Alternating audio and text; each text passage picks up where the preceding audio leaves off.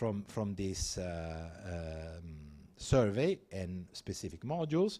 So as I said, the annual core module provides information on key foundational agricultural statistics. So area planted, and here the methodology probably in Ghana is not new, but in many countries is definitely new. The fact that area planted is not anymore measured with ropes or self-reported by farmers, but is measured with the GPS, okay?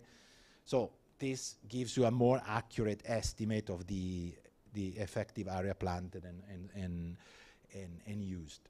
So the production, crop yields, farm losses. I mean, here also a very important topic. I mean, losses in agriculture, because not everything that has been produced enters into the market. I mean, there are a lot of losses, and countries are facing big challenges because of that. Okay, big chunks of the yield goes lost. Okay, because there is lack of storage, difficulty to transport, and so on and so forth. I mean, an important issue for the whole food security debate. So then inputs used, if, for example, from this data, from this micro data, we can see whether policies to support the utilization of fertilizer and improved seeds are successful or not. So if they really reach the farmers or not. And then finally, of course, there is a part of this questionnaire on the livestock. So here livestock is extremely important in the northern part of the country.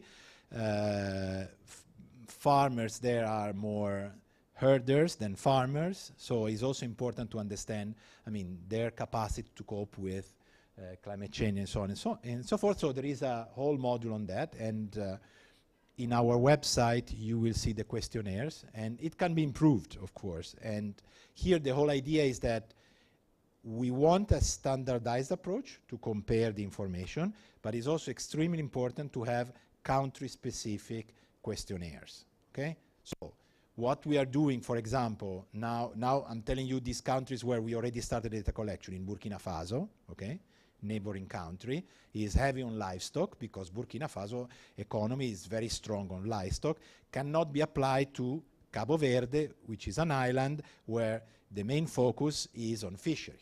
Okay, so this type of questionnaires really need to be adapted to the country needs. So going to other modules, let me go quickly on the production methods and environmental module. Okay, so here, as I said before, the focus is really the sustainability of agricultural practice. So as you can see, you can find you can extract from this module information about land use, soil conservation methods, irrigation methods, plant protection products, what kind of anti-parasite is used, and so on and so forth. Same story for sustainability of livestock. So it's really giving you an holistic perspective of whether this type of agricultural practice are improving or degrading the environment of the country. I mean, machine and equipment, is self-explained. Types, number of machine equipment assets, age on ownership, so how much is mechanized or not. So all these indicators, okay, can really become an important input for policy making. And now let me go to the, let's say, data usage part. Okay, the data are collected, published, and the microdata are disseminated.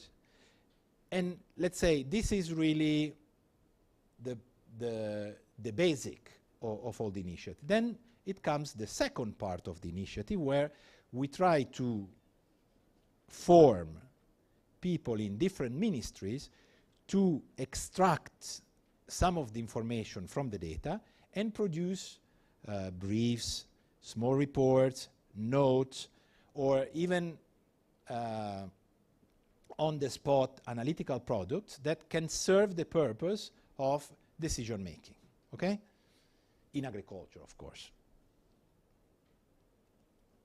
So, because as I said before, I mean, the objective of the program is not just the data production, not just have for the country to have the data, but being able to use them and improve the quality of policy making. And when I'm saying improving, in my word, is a policy making that is really based on the evidence collected by the country.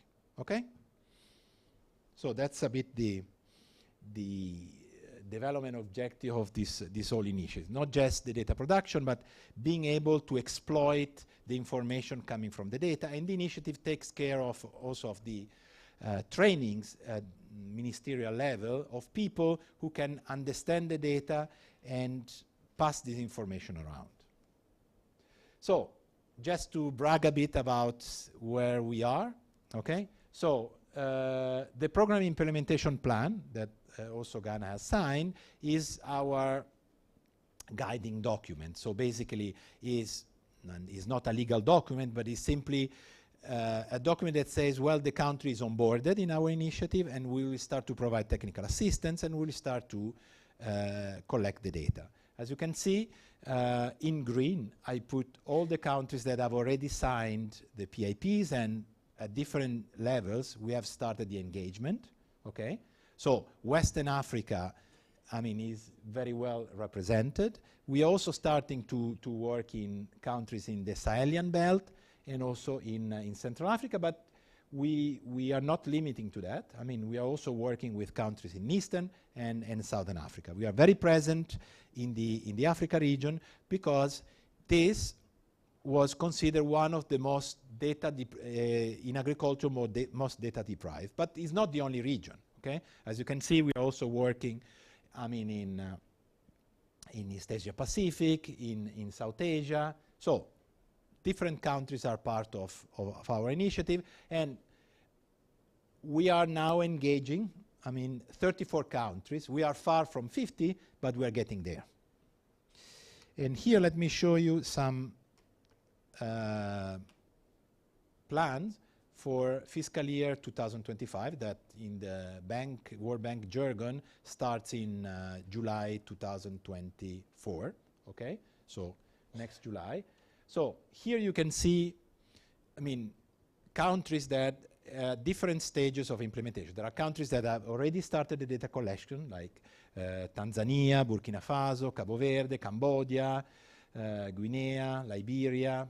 Not only surveys, I'm talking also about countries are also producing under the initiative the agricultural census. So we try to make sure that the agricultural census is not a one-off, but is integrated in a system of regular agricultural service. Because typically the risk of censuses is that you produce one census in a certain year and there is no follow-up over the following years. So you just have, I mean, maybe extremely accurate information, but just for 1 year. You don't have the time series. So we are trying to help the country to develop really a system where you have a census, where you do the listing, and then in subsequent years, the surveys follow. Okay? And then there are also countries where we are in phase of preparation, in discussion, and so on. I mean, I don't have to tell you, I mean, the data issue is not just a, let's say, a technical issue. It's also a political issue. What I mean is, since we want really to contribute to a change in the policy making, we have to make sure that all the key stakeholders are involved. So the Ministry of Agriculture, in some countries, we have also other ministries that are interested in working on this data. For example, in the neighboring Cote d'Ivoire, we have Ministry of Agriculture, Ministry of Livestock, Ministry of Fisheries, and Ministry of Environment, so 4 ministers, okay, that are potentially interested. So you really need to create a coalition, okay, and this takes time, okay.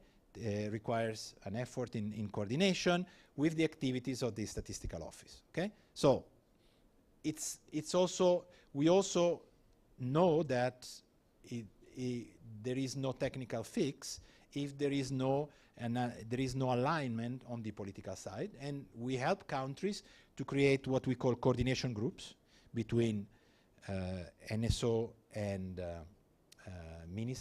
line ministries, so that they are fully aligned.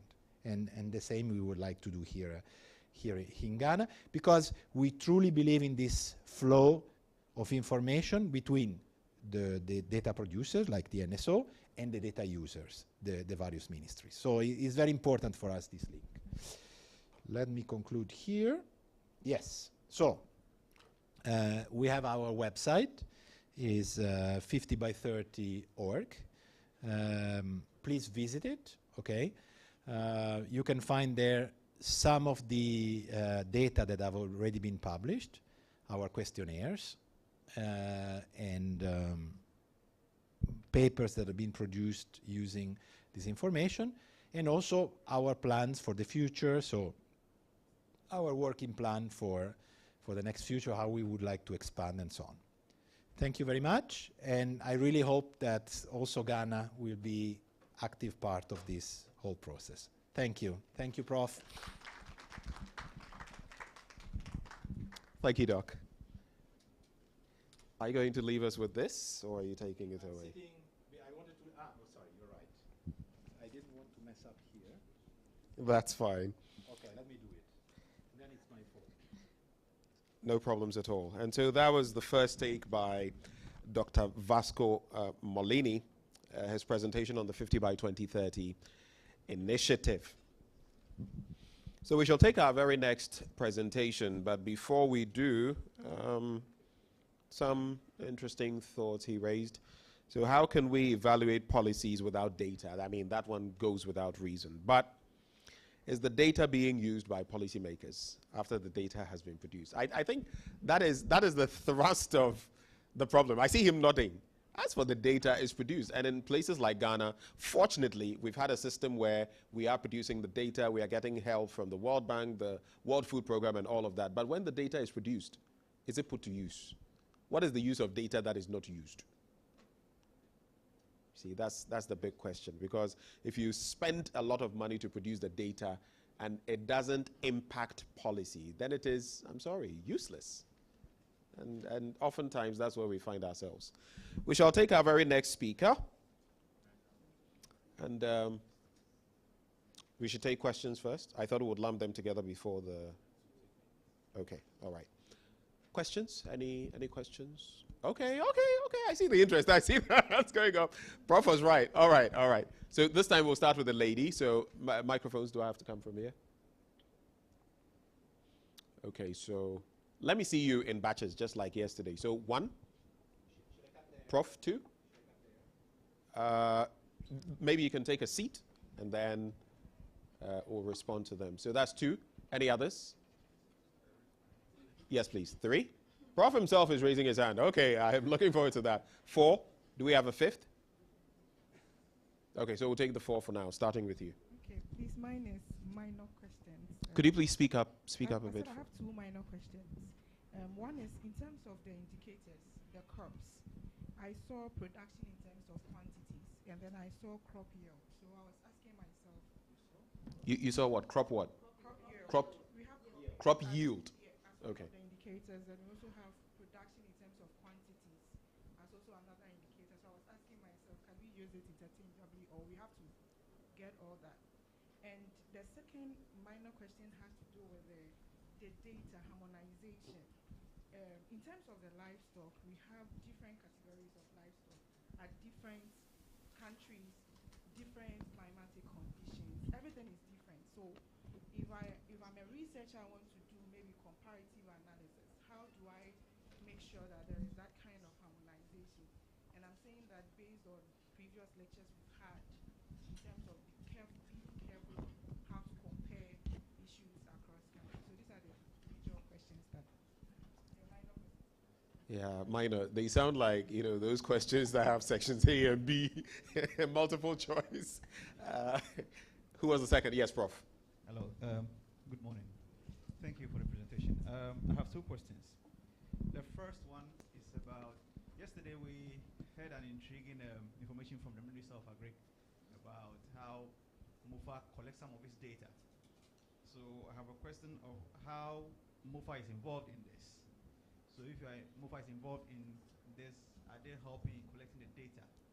And are they using some of the ways that we had yesterday, collecting the data for you, because then we're going to have a problem with some of the data if you're going to be based on trucks entering the market and all that to collect your production and your productivity data, then we have a problem. So I want to see the relationship that we have with MOFA. That is the first question. The second one is I was excited to see Ghana green and during the PIP first, means that Ghana we've done quite well with it. So, but I want to ask what is informing the choice of the countries, or what has been the hindering and motivating factors? Why are some countries appearing green, meaning that they are very much involved now, others gray? So what are the hindering and motivating factors, if you could highlight so that we can see why many countries are not on board at the moment? Thank you. Thank you, Prof. Third, yes. Good morning. Yes, so very good presentation, and I also want to associate with him. I'm not asking about the involvement of AGRIC, but even the involvement of GSS. What I know is that even from what the good Prof said, the issue is about data sitting in silos. Over the years, we have worked in terms of policy with the GSS data, a number of social interventions, including the leak, targeting, including the quota system and what have you, has been the GSS data. So I was wondering how you could rather partner and build the capacity of the GSS so we don't have parallel system, but have a solid repository of data. And I think he expressed that worry in his last presentation when he just finished. So I just want to know, in case I miss it, what is GSS involvement in all of this? Thank you. Thank you very much. Before Prof comes in, so I was also asking myself the same thing. Maybe when you come back, you could, because I look at ISA, for example, at the University of Ghana, and they also put out reports every year. What are the synergies? How does that feed into policy making? My good old professor from UCC as well, how is academia contributing? So maybe if you could enlighten us further about whether that exists in a small way or it's non-existent, and whether we need to just tighten the collaborations, I guess that would be. But that's for you later. So now, Prof. Nice, my question. What informed the onboarding of FAO and IFAD and not WFP and maybe other related international agencies so that we can align better with the issues that we are discussing? Okay.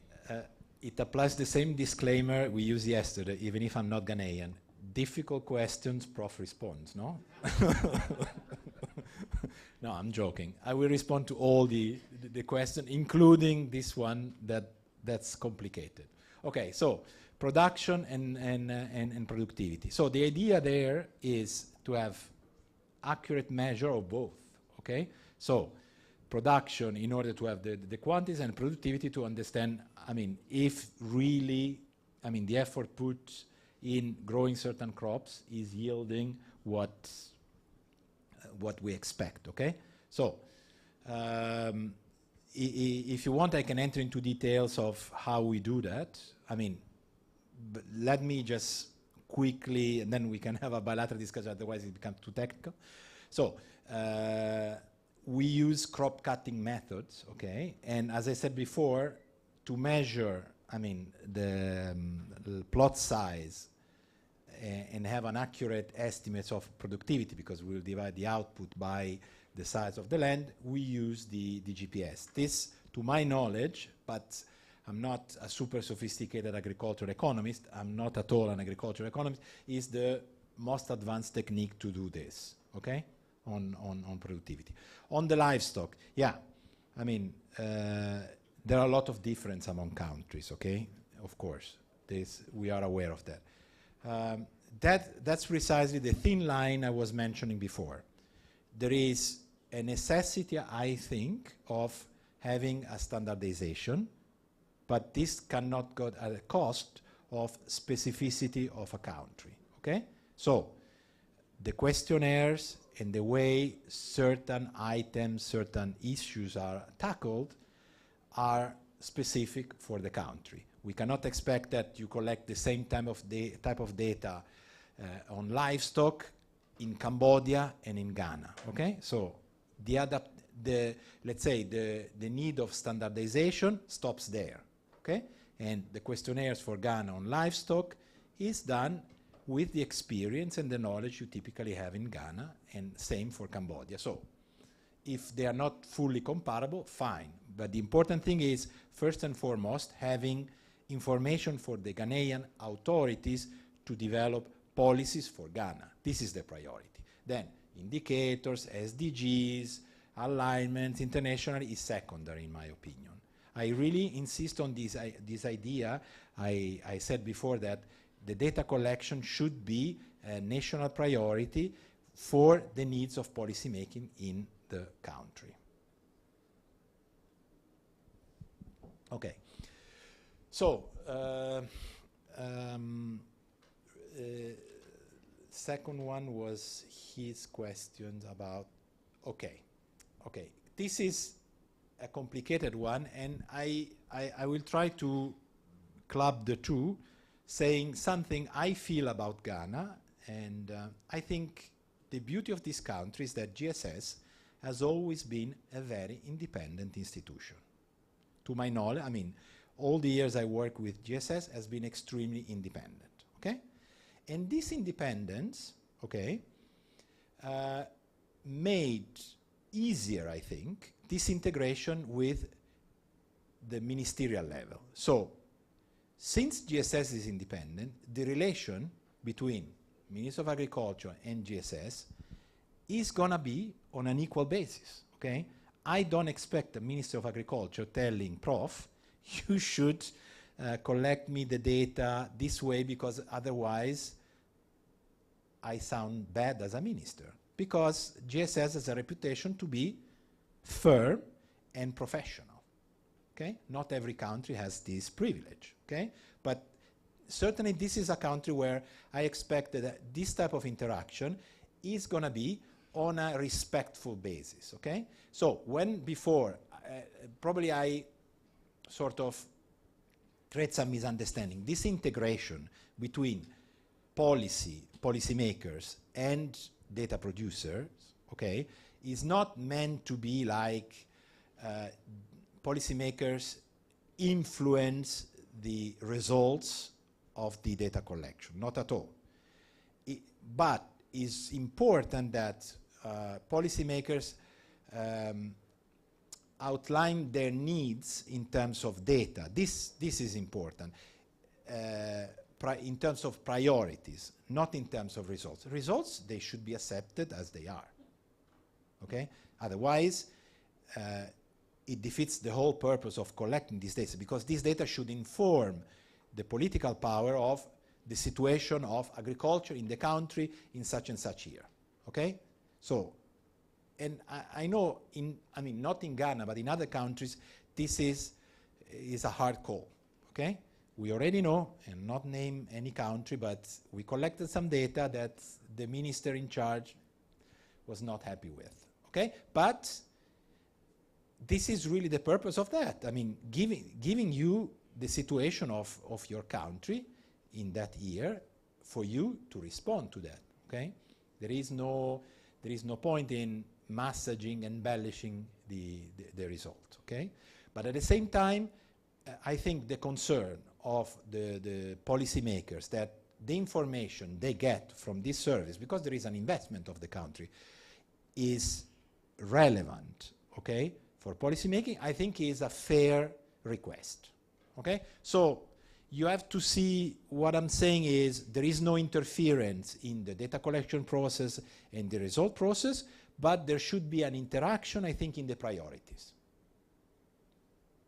And I think, I mean, on this side, I mean, Ghana is fine. In other countries, I can tell you, we have way more problems than that in striking this balance between policy power, political power, influencing or trying to influence the results rather than the priorities, okay? Do I have to answer, Prof? Yes. Okay, it's true. I mean, I haven't decided who was part of this whole process. And as you know, because we have been in this office, for a long time you have seen how often donors or international organizations operate. Sometimes it's difficult to have a full consensus, okay? I find already a big result the fact that World Bank, FAO, and IFAD, join forces. So I'm not the one deciding whether WFP should be part of this initiative. More than welcome. They are more than welcome. They are also based like us in Rome.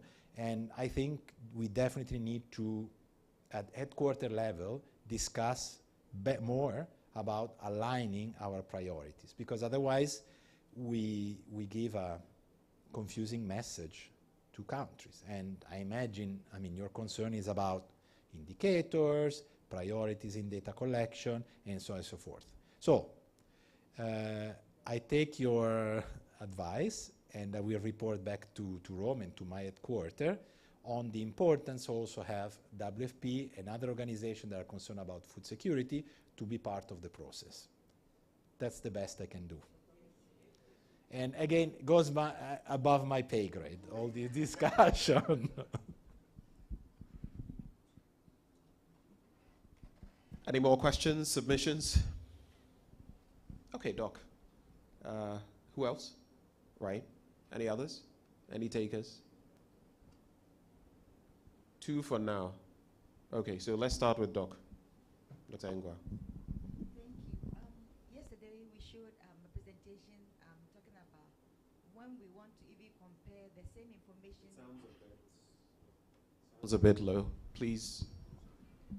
Yesterday we discussed about when you have the same source of data, like whether AHIS or GLSS, and then you are measuring certain indicators.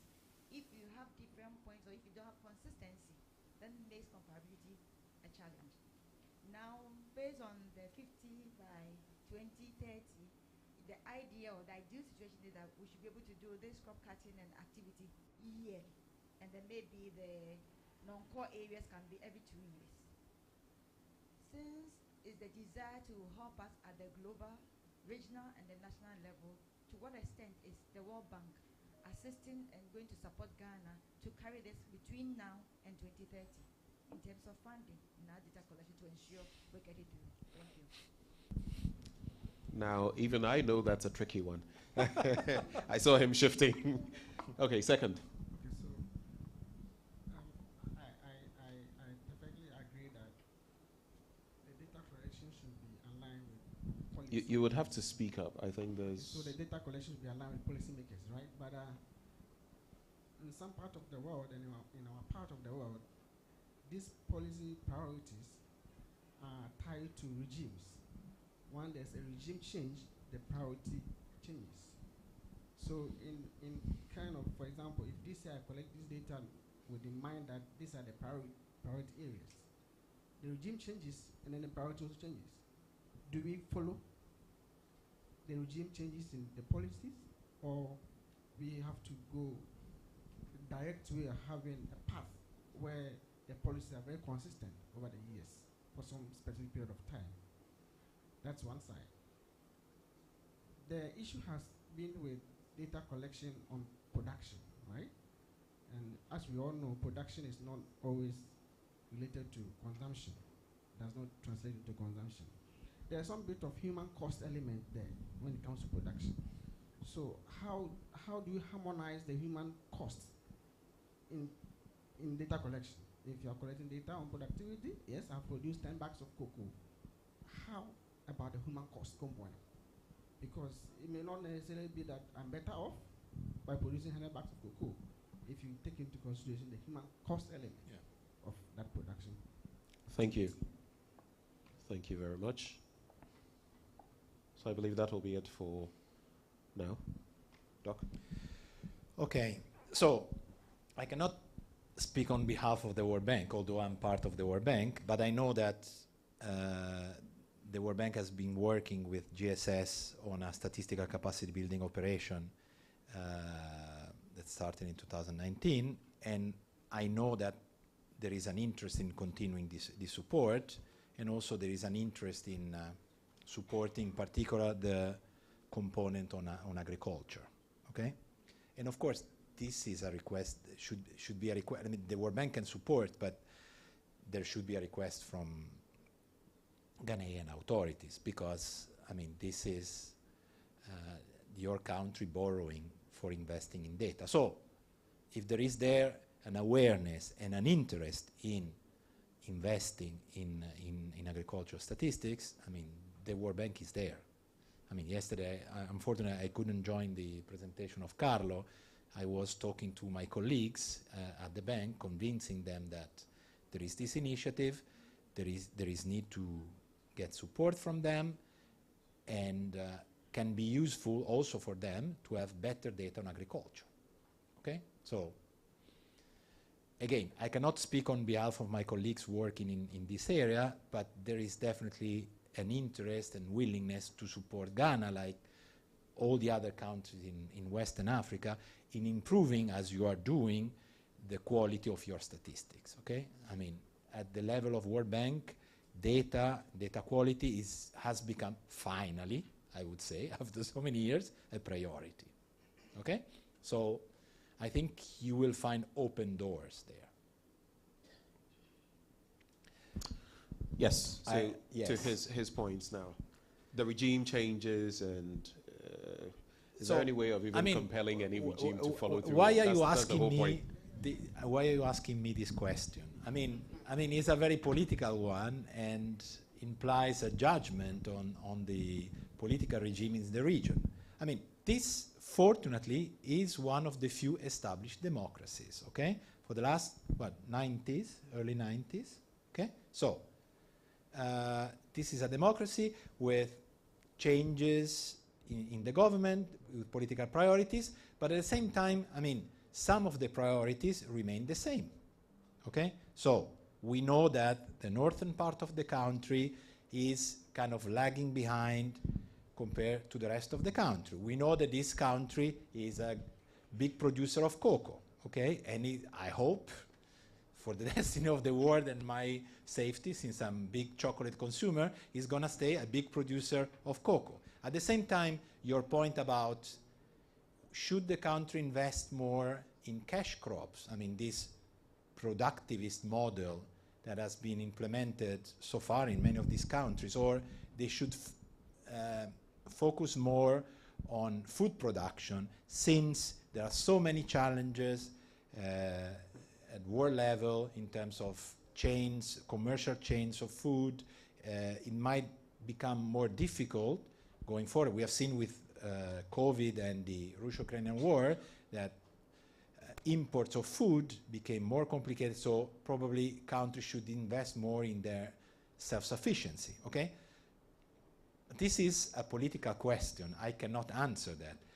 What I can tell you is I would like to help you to have the data to judge whether the first or the second one is the better policy for the country.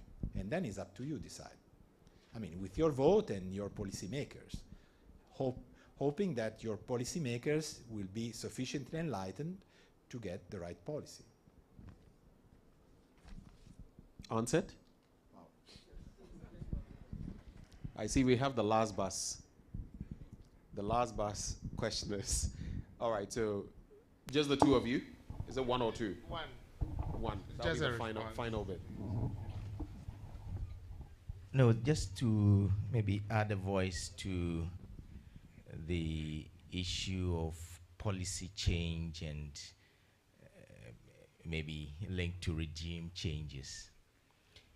I think for purposes of analysis, we collect data, and perhaps for institutions that are gathered here, whether Ministry of Food, Agriculture, maybe trade industry, local government and all that, when the national development policy framework is done with all the policy guidelines that support the preparation of their development plans, a way of assessing progress of implementation of the development plans come with indicators.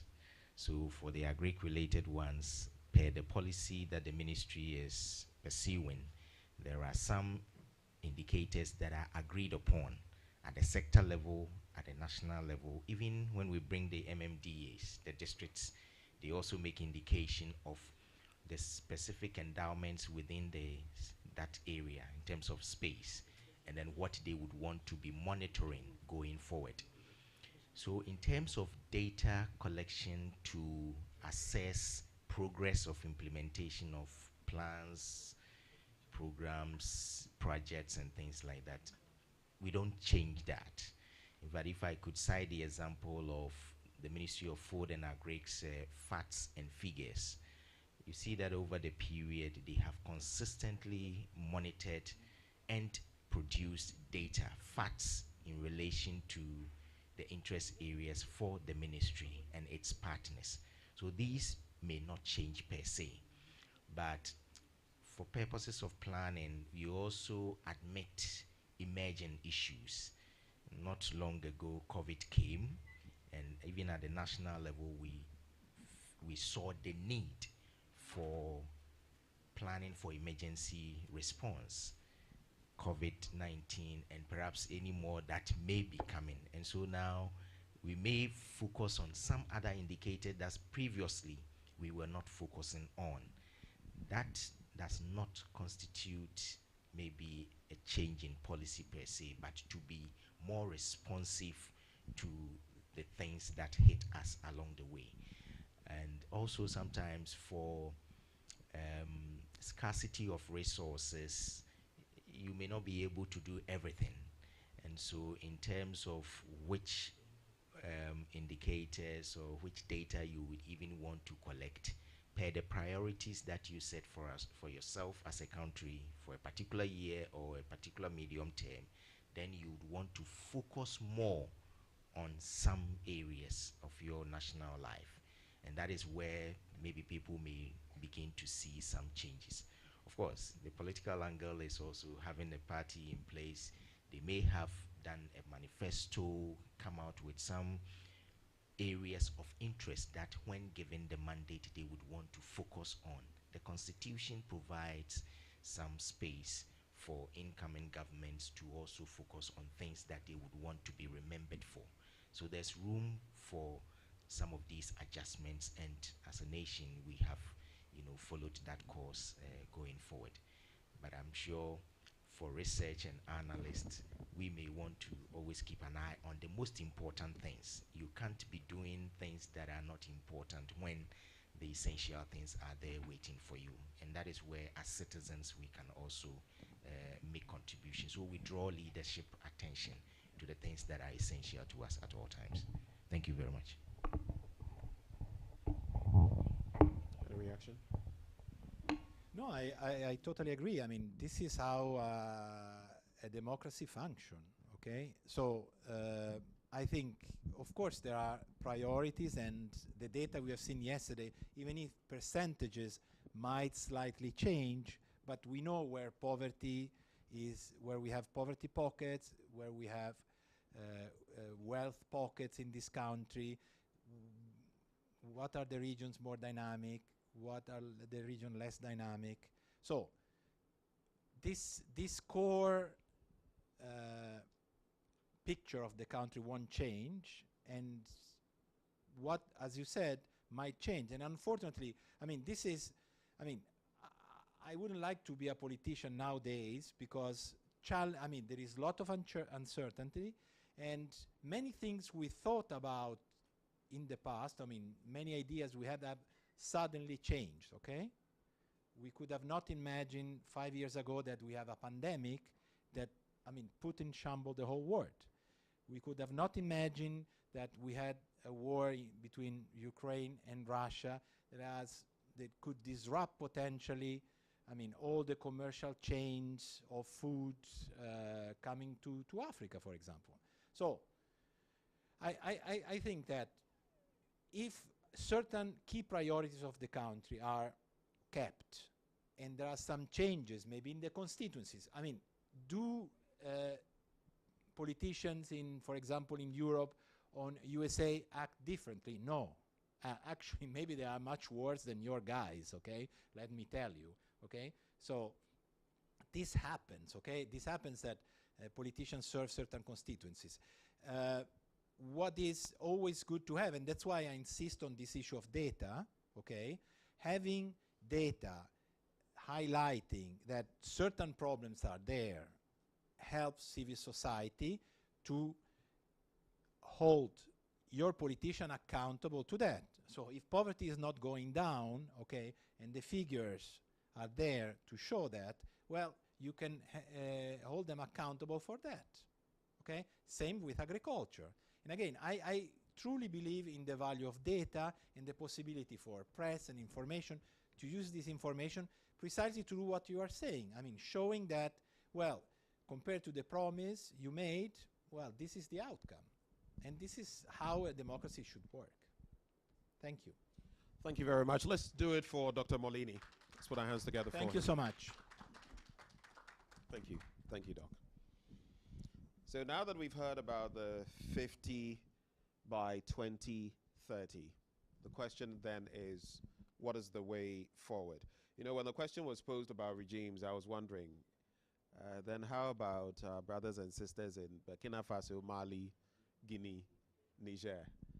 And the end of the day are teaching. But you see some of them doing something in there. I think it was the Burkinabe leader.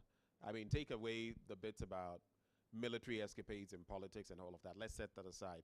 I think recently the tractors and all of those things that we all saw, even there, some things are happening.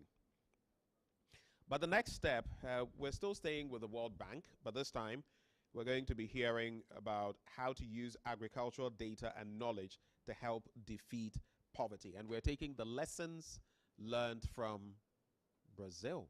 And they have quite some interesting stories to share. I've read some of them, but I'm sure the best person to help us through that will be Dr. Pedro Olento. He'll be sharing his thoughts with us. Please, let's welcome him. Let's keep clapping. Let's keep clapping till he gets here.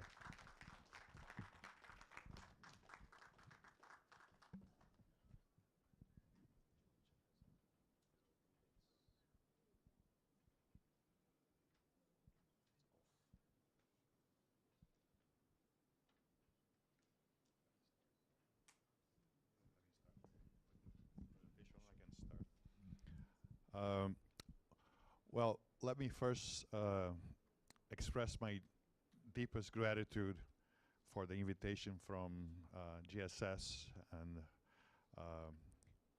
Vasco and the friends from IFAD and other partners to come to Ghana and talk about Brazil statistics and poverty reduction.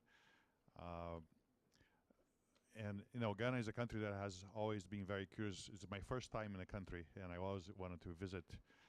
Since I think Ghana beat Brazil in a football game, right? Was it in the Olympics or the World Cup? I don't remember, but I remember that since then I was very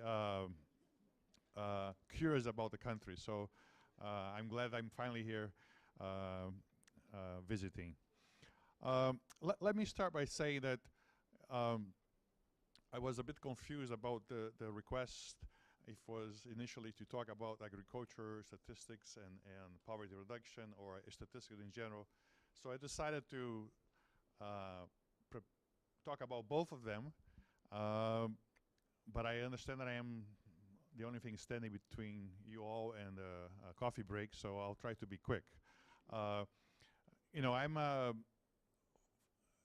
as an undergrad, I am an agronomist, and then I study agriculture economics, but I haven't worked with agriculture economics in a long time, and it actually was very interesting for me to go back and look at some of what's being done in Brazil on agriculture statistics. And I must say, Vasco, that I was very disappointed. I think that they could have help from FAO and other partners in the initiative, because most of the statistics that we have in Brazil on agriculture still are coming from the agricultural census, which is done every 10 years. We actually don't have a regular system of surveys that use the agricultural census to build a sample frame and then draw a sample. a lot of the work on rural poverty, impact of programs like PRONAFI, which is the program for family farmers, access to credit, they come actually from the National Household Survey, which is the PNAD, or sometimes I will actually show what they are here. But I actually was very surprised. We don't have a regular, there's a proposal at the Statistical Institute, the BGE, to start having regular agricultural surveys based more or less in these models that you're explaining. But anyhow, so I'm sorry to say that Brazil is not a great example of agricultural statistics, but I think we are an example for other statistics. Let me start. Okay, so we do a regular census in Brazil since actually the end of the 19th century. I think it was the first one. And then we have been doing a population census, not agricultural census, sorry, okay? Every 10 years, give and take sometimes. With the pandemic, there was a little changes. And the first census, which was done using computers to input the data, was in 1970. And when I was in grad school, I actually got these big books with all the data which was printed, and I saw that actually my father was in charge of the computer services for data imputation for the census. So I didn't know that. Anyhow, so and since then, I think we've been doing census every year. But there are three, mostly two, which are very important household surveys, which are done after the census is done in Brazil. You have a new sample frame, and you have then a annual household survey we call PNAD, which is it's a household social demographic survey that asks about employment, income, and it used to be done every year, beginning, it would take 6 months to do the whole survey. Now it's a continuous survey. It doesn't stop. So you have a sample that you replace 25% of that number of households every round. You have 4 rounds per year. And when you finish 1 year, you have a completely new sample, right? So that's the main household survey in Brazil, which has been used for many, many years.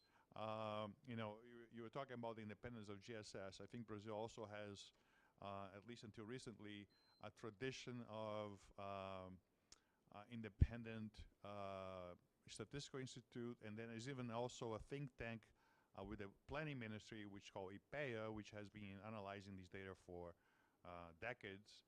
Which, even during the military dictatorship, they were actually very independent, and they actually were publishing research which was criticizing the government, and they were very respected by that. So what we call PNAD is the backbone of all poverty analysis, inequality analysis, and it has been used to assess changes in inequality in Brazil, has been used to assess the targeting of big programs like Bolsa Familia. I actually was at the government when we designed Bolsa Familia in Brazil, and I remember World Bank people coming worrying that the program was not going to be well targeted.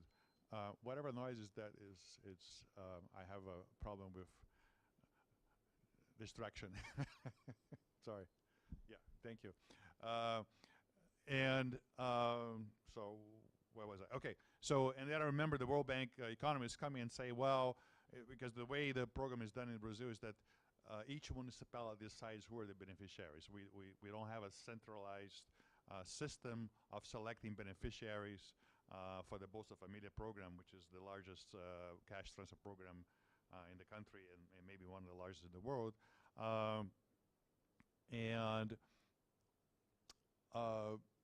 And I remember World Bank economists saying that it was going to be very badly targeted because we didn't have a centralized system to select, like Mexico, And then we ask, okay, but how do you update that system in Mexico? And the Mexicans say, well, actually, we haven't thought about that yet. Say, well, anyhow, so the PNAD, which was done every year, showed that Brazil had one of the best targeted programs in the world, which actually the mayors of the municipalities were actually doing a good job in selecting beneficiaries. So anyhow, I like to tell this story about, now that I'm at the World Bank, to criticize it a little bit. Then there's a second, also household survey, which is the household budget survey. Oh, I think we ran out of battery. Anyhow, but I can talk about, so we call POF, which is a household budget survey, which is done every 5 years. And is a survey which, one of the main objectives is to compute the CPI, the price index, but it also has very detailed analysis on not only the expenditures in every item, and it's a huge questionnaire, but also income, and then you can actually link that every 5 years with the household regular survey, annual survey, which doesn't have consumption or expenditure, only has income and labor market participation. But you can link them both, and you can actually look at the patterns of consumption and expenditures across different different quintiles or decile distribution. Now, this expenditure survey is very important for rural poverty and agriculture because, as most of you know, it's sometimes hard to compute income in rural areas. So if you ask questions about, your wages or how much you work, it's not as straightforward. So one way of measuring welfare in addition to income is actually to try to measure consumption, which is, for example, what the World Bank does in many countries with the LSMS. So we can actually use that survey, and it gives us a better sense of the impact of rural poverty programs, and it has been used to look into what has changed, what has been the impact of many rural poverty programs in Brazil. And, oh, there you go.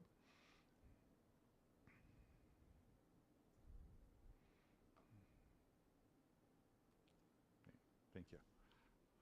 I can continue from here, thanks. Let me go back here. Okay. Oh no, wait a second. Yeah, okay.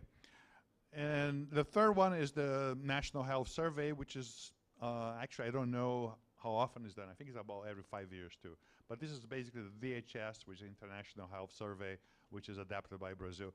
But let me go back actually a little detail about the first survey, which is the one which is done every year. Every year you can add a module, a special module, right? So in one of the years,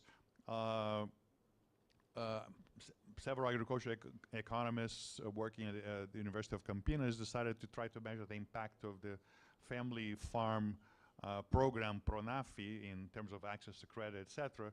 And then they added a big module for that, which is good because most of family farms are likely to be represented in this household survey, right? Now, it's not an ideal survey if you want to look at the impact of, for example, commercial farms on neighboring family farms, or contract farming, or how the expansion of soybean in the Midwest of Brazil has affected the small farmers. That's not ideal because you're not going to capture here the large farms, right? And that's what I was saying. Actually, I was very surprised that when you want to look at that kinds of interactions, you have to wait every 10 years for the census, agriculture census, to come up because we don't have the information. Anyhow, so I listed here a few of the research done using this household survey, people looking at access to credit in family farming, the national program for strengthening family farm, the PRONAFI was evaluated using the survey too. And anyhow, so it is used, but it misses a lot of what it represents, what family farms represent in terms of the national productivity, the national, and also this interaction between large commercial farms, which sometimes, or no, often contract production from small family farms. So that's not captured by this sample. And here are some examples also of the expenditure survey, which is done every 5 years, which looks at consumption patterns of families with elders. I mean, there's actually another interesting phenomenon, which is not only in Brazil, but also in Mexico. If you go to rural areas and you look at family farms today in Brazil, it's impressive how older farmers are getting. Young people are all leaving rural areas and going to cities. I was very surprised. I was in the Northeast supervising a World Bank project in one poor rural area, and you see very few kids around, which is used not to be the case like 40 years ago. But it's becoming, rural Brazil is becoming older, and I hear also rural Mexico. And so one of the advantage of using these surveys, these are actually being detected, and now the government's thinking of policies to how can you attract young people back to rural communities. Yeah, okay, and then there's also some research done on sustainability, but again, these are not the ideal samples to do that, okay? Now let's talk a little bit about agriculture census. So the census actually has a long history in Brazil. The first one is in 1920, and then took 20 years to do it again, and then it came every 10 years, and then it became a little erratic. But anyhow, it is, if you really want to understand land distribution, if you want to understand productivity, if you want to understand total factor productivity in agriculture in Brazil, and also these synergies between large commercial farmers and small family farms, you need to use the census, and you have to wait every 10 years. We don't have regular surveys. There is a proposal in BGE, which is actually supported by World Bank, FAO, and others, to actually start a program of doing samples of establishments, rural establishments, or agriculture establishments, to do surveys maybe every year, like we do for the household surveys. Now, there's a lot of research done using agricultural census. There's research done about long-term changing the structure of agriculture in Brazil, land distribution, total factor productivity, climate change and land value, but you have to wait 10 years. I mean, you get a lot of longitudinal data or time series data going back to 1920, and you can see a lot of change, but you cannot monitor what's changing. Or, for example, if you want to look at the impact of pandemic or the war in Ukraine on productivity and migration, you don't have a regular annual survey of agriculture, which I think it should be done there too. Anyhow, so here I'm listing several of the research, which is very important for policy making in Brazil using the census, but is, again, not ideal. I think it would be interesting to have annual surveys. Anyhow, so to conclude and move to questions, Brazil does use household surveys to analyze rural poverty, to analyze poverty in general and social policy programs, impacts, targeting. But when it comes to rural poverty and understanding the dynamics of rural poverty and especially family farms, this is not ideal. I think we need to have a system, and we should perhaps be making the same presentation that you may hear of Vasco in Brazil and supporting that. Yeah, I think actually there's a Agri's initiative, which is agriculture integrated surveys, which is a proposal by FAO in Brazil, which is being discussed. But to be honest, I don't know. I would be actually very curious. I'm going to Brazil in a couple of months, and I'd be very curious to know what actually is the status of this proposal. But let me stop here and take any questions, or perhaps meet you all for coffee out there. Thank you. Thank you very much, Doc. Question time, submissions, anything else? Yes, 1, 2, Carlo. Any others? I want this to be a bit snappy so we can take a coffee break. Yeah. Okay, so let's start. All right. Thank you very much. Very good presentation, though brief. You were touching on the household survey, and you mentioned certain that it cover employment and all employment, education, living condition. But then I want to find out from you, because if you are using the household survey to determine the vulnerability between rural area and urban area, why are you not considering the demographics? For example, the household size, the age of the household members, and then what about productive assets such as ownership of animals or farms and those stuff? Because that will give you the quartile level of between the rural and urban area as well. For example, if you take Ghana, for example, when you look at one of the key indicators we consider in a household survey was to look at the demographics. That's the household size, the age of household members, and then the productive asset, the ownership. Those are the physical assets of the household. Those give us the variable to know to determine whether the household cover for any intervention or not. So when I saw your presentation, I just want to find out that from you, why that is missing from the key point that you mentioned. Thank you. No, so would you like to take the second one before you, or you want to? No, let me do, because otherwise I'll forget the details. So the household survey does collect information on assets.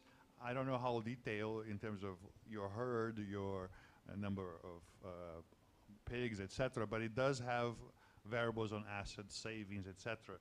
And so it does capture and all the demographics too. So in terms of the population of rural dwellers and family farmers, it's likely very well correlated with household survey. What I think it misses is actually the large commercial farms, which either are very unlikely to fall into the sample, or if they do, they're actually very unlikely to want to answer the survey. So they usually don't have time, and a lot of the commercial farms are actually companies, right? Corporations, so they are not going to be in a household survey.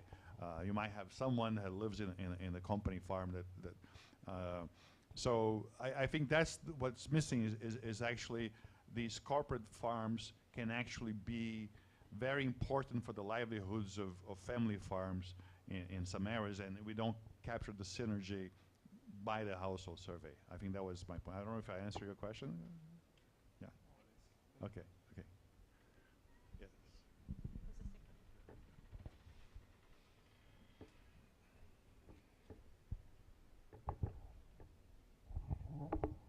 Thank you, Pedro, and nice presentations. I mentioned Brazil yesterday in my presentation because one of the biggest quality of the household survey system in Brazil is monitoring the food insecurity since 2003 with the EBIA, which has been included in the PNAGI, in the POF in 2018, the last one, and now we just yesterday had a meeting with the new head of IBGE, Marcio Bochman, and they have released the new EBIA data collected in October 2023. So Brazil is one of the best examples of monitoring the food insecurity of the households, and including the rural household, but as Pedro said, are not farm surveys. So it is possible to disaggregate the food insecurity status of household by distinguishing urban and rural, by having the food insecurity in the more agricultural-oriented part of the countries. But it's focusing on the household. But I really want to take the opportunity again to reinforce the leadership of IBGE and the independence of the attention given to monitoring food insecurity in Brazil. Yeah, no, that's true. I think, you know, since Fome Zero, Bolsa Familia, I think the PNAD has been key in terms of monitoring many aspects of not only food insecurity, but poverty, vulnerability, etc. What again, I mean, I'm going to sound like a broken record, but I think, you know, for example, if you go to the Vale do São Francisco in the northeast of Brazil, there's big irrigation projects, right?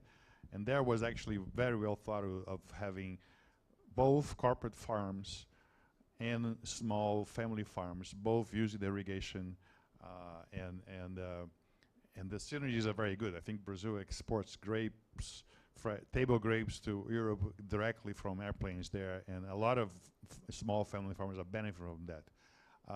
Now, the household survey will capture these small family farms, but we'll tell you nothing about their synergies with the whole surrounding area. And I think we're missing an interesting story here, which can actually, you know, sometimes we focus too much on this dichotomy of large corporate farms and small family farms, and as being like class struggle, which, you know, we have a history of. I'm not going to deny that, but I think we're missing the other side of the story, which is there's a lot of, you know, contract farming, other things which are doing really well. Anyhow, let me stop here because I'm repeating myself. Thank you. Thank you very much. Please, let's put our hands together for Dr. Olinto.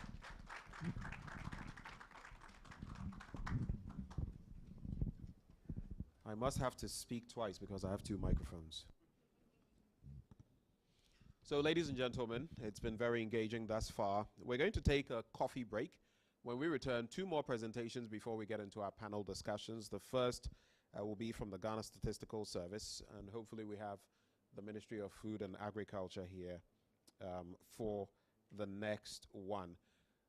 The coffee break is due to last 10 minutes, maximum 15 minutes. Let's be back. I hope everything is set outside so we can have a brief coffee break. We'll be back in 15 maximum. See you.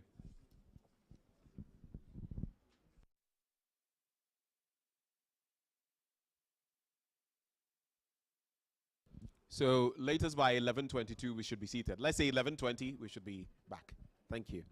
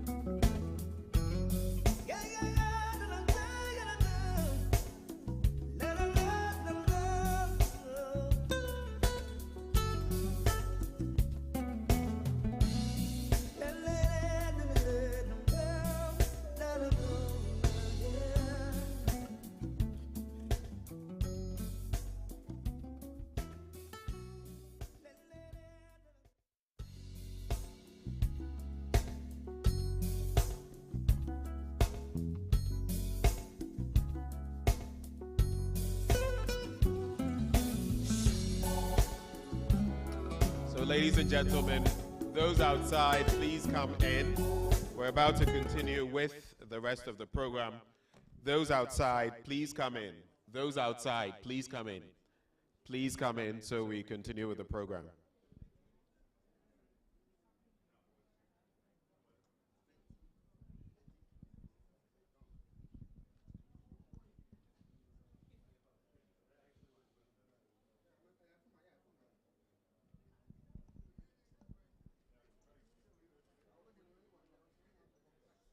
Shall we please be seated so we can continue with the program?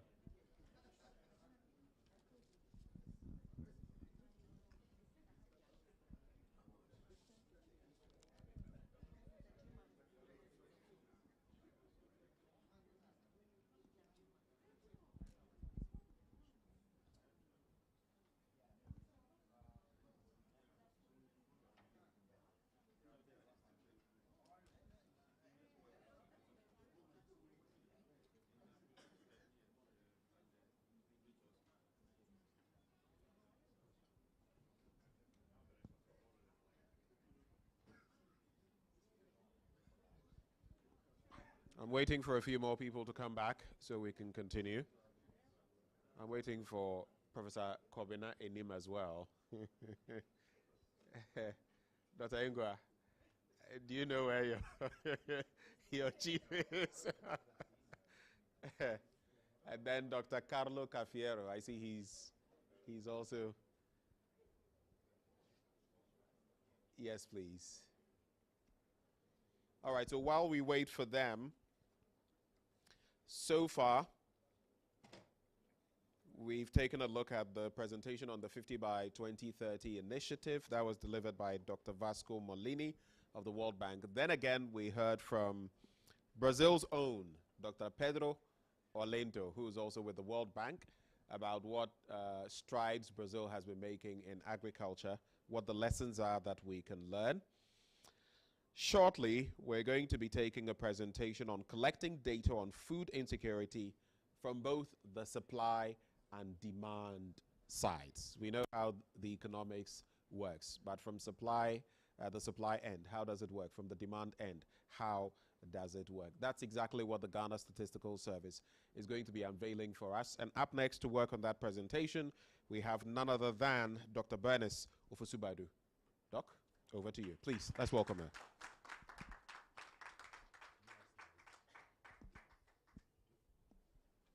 The technical team. I hear there are slides on this, so okay. So please sort them out for Doc, and then we'll set sail from there.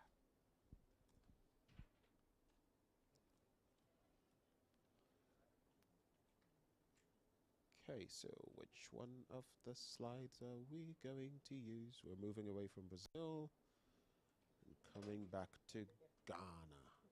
Okay. What went wrong there? You can use the mic. And do you want the pointer? Yeah, if it will work. Can't I use this one? Or you can use both. The pointer works. I see you're more comfortable with this. Yes, Okay, so use this. Here you go. Okay, thank you.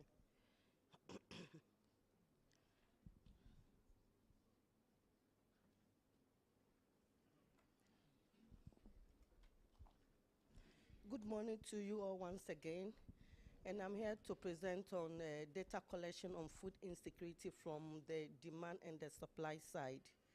So looking at my outline, it's most of the issues or the information there has already been dealt with at yesterday's program. So I will just run through them until we get to the data collection and the demand and supply side. So let me say here that as long as food self-sufficiency and citizens' well-being depend on sustainable food security will still remain a global health priority.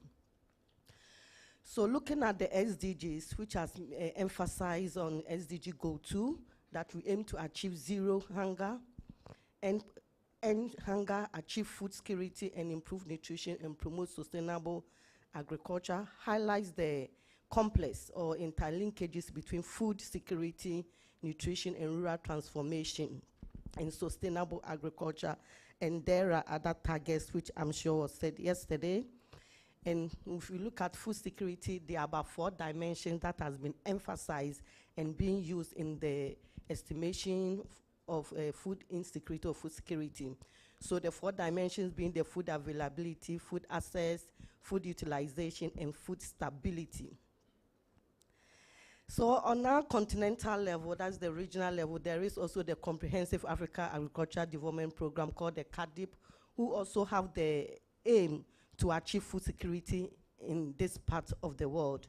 And one of their pillar 1 is sustainable land and water management, market access and infrastructure, food supply and hunger. Then we have the pillar 4, agricultural research and technology. When it comes to Ghana, we have the Ghana Coordinated Program, who also have interventions to ensure food security, which the minister yesterday, the Honorable Minister made mention of the Planting for Food and Jobs program to promote food security in Ghana. So when we talk about food insecurity, here is the situation when people lack secure access, and yesterday most of the discussions surrounded around it. So what is the data collection needed, or the data needed to compile food insecurity or security? So measuring food insecurity, of course, it involves using various data collection, looking at the methods, different methods that are available to use to capture its multidimensional aspects, including the availability, the access, utilization, and the stability of food. So we need to consider both the demand and the supply side in assessing the various factors that are needed, and the level of analysis, be it at the individual or the household level, and the methods to employ, which could be quantitative or qualitative, and the dimension to cover. So if you look at from the demand side, we need information like the household income and expenditure survey, which I must say is being conducted about globally, and Ghana is not an exception. We collect information on household income and expenditure survey, which we call the AHES, which is even on the quarterly basis. We also have the Ghana Living Standard Survey, which is also being conducted on a 5 years interval. And this information, we have models that give us information on the level of income, the measures, that measures income in the purchasing power of the households. But for Ghana, we look more at the expenditure side. So we also look out for the food expenditure information from the household income and expenditure survey. Then we have the food consumption data also coming from some DHS, that's the Demographic Health and Survey, on the dietary diversity, calorie intake of the individuals. Then we have access to land. We have other information that is needed to compute from the demand side to compute the food security and also food security experience scale. In all these are primary form of information. However, you can also complement, because based on the research, secondary data are used to complement the information that they use in computing food insecurity. So looking at the supply side, we have information on agricultural production data, and yesterday the Honorable Minister made some information to it, and Pedro also did some information on agriculture. So for agriculture, if you have able to obtain information on the crop yields, livestock production, the fishes and aquaculture information captured, the food availability and stocks, all this information can be used to compile the food balance sheet. And in the food balance sheet is something like the supply and use of food that is being produced in the country and being consumed by the household, but it's also complemented by secondary data like exports, like imports, and also computing the dietary diversity of the individuals that consume that food. In the food balance sheet too, you would also obtain information on self-sufficiency in most of the food commodities that are being produced in the country. So we can be self-sufficient. Using the food balance sheet, you can see that you can be self-sufficient in rice, production, maize, and among other things. Also in the food availability and stocks too, you can also be able to obtain what we call the stock of food. And this one is being measured using the supply value chain of agriculture.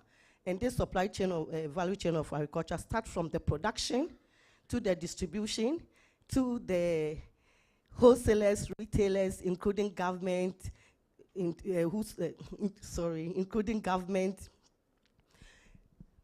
buffer stocks, information, including the wholesalers, the retailers, those importers, to know where the food is being stored, or the stocks of information at any given time or any opportunity for you to know whether we are self-sufficient or we are food secure. And Ghana is about to conduct one of such survey next year to know whether we are food secure. It will give us an indicator. On the supply side, you can also have information on market prices and trade data. So for food prices across the country, we have the CPI that gives us the information. The Ministry of Agriculture also compile information on the wholesale and the retail trade of prices on agricultural commodities. And for trade data, we'll be able to obtain information on the imports and exports of agricultural commodities and other food products. Also for the data collection on supply side, the climate and environmental data. Like my initial slide, it says you cannot be food secure without considering the climate and the environment. So they will have to take a look at the weather patterns, the soil health and water resources, so as not to deplete the resources, so as not to degrade the land, among others, and erode the biodiversity of the country. So what are the methods used for assessing and monitoring food insecurity? Looking at the literature review by Manicals et al. On the quantitative way of measuring food insecurity, you can see that there's a whole lot of methods that are being used to generate the food security indicator. And it has the fears here, we have the food consumption score, we have, so there's a multiple kind of methods that are being used. And yesterday from some of the presentations from the IHS, they are using the fears. If you come to the CFSVA, they are using the, how do you call it, coping strategy index for it. If you look at the cadre harmonization, they are using multiple of this kind of methods. So making the data or the information or the indicator generated incomparable. There are other methods that are also used, and it's also the qualitative information. And this qualitative depends on the focus group discussions and using key informant interviews by interviewing the experts who are have specialized knowledge about food security and other stakeholders to know whether they are food secure or not. So from the discussions by the Manicals and et al., which food security indicator is the best? Looking at all the information and yesterday what has transpired here, it looks that there is no agreement on a single best food security indicator among the scientists or practitioners for measuring, analyzing, and monitoring food security. So an ideal food security indicator should capture all the food security dimensions. But however, it is not so, because most of the information, food security indicator being generated from the IHS, those from the CFSVA, those from the cadre harmonization are all based on access, leaving out the other three dimensions. So however, most of the available indicators are measured of food access at the household level. But if you want to have an ideal food security indicator, it should be at the individual level. And that's what reflects the 1996 World Food Summit definition of food security. So there are challenges on measuring F5, the food insecurity, irrespective of using the, from the IHS, using the FACE, using the food consumption score, or the CSVA information on the mixture of the most combined indicators, the global hunger measured by the prevalence of now undernourishment sustainable development goals indicator 2.1 is still far above the pre-COVID-19 pandemic levels. And this affects around 9.2% of the world population in 2022. And this is reported by the State of Food Security and Nutrition 2023 report by the FAO. And this points to the immense challenge of achieving the SDG target to eradicate hunger, particularly in Africa. Because if you all use these kind of indicators to compare food insecurity and they are not comparable, how then can we report on the exact figure that this is the food insecurity in the country of people who are food secure in a particular country?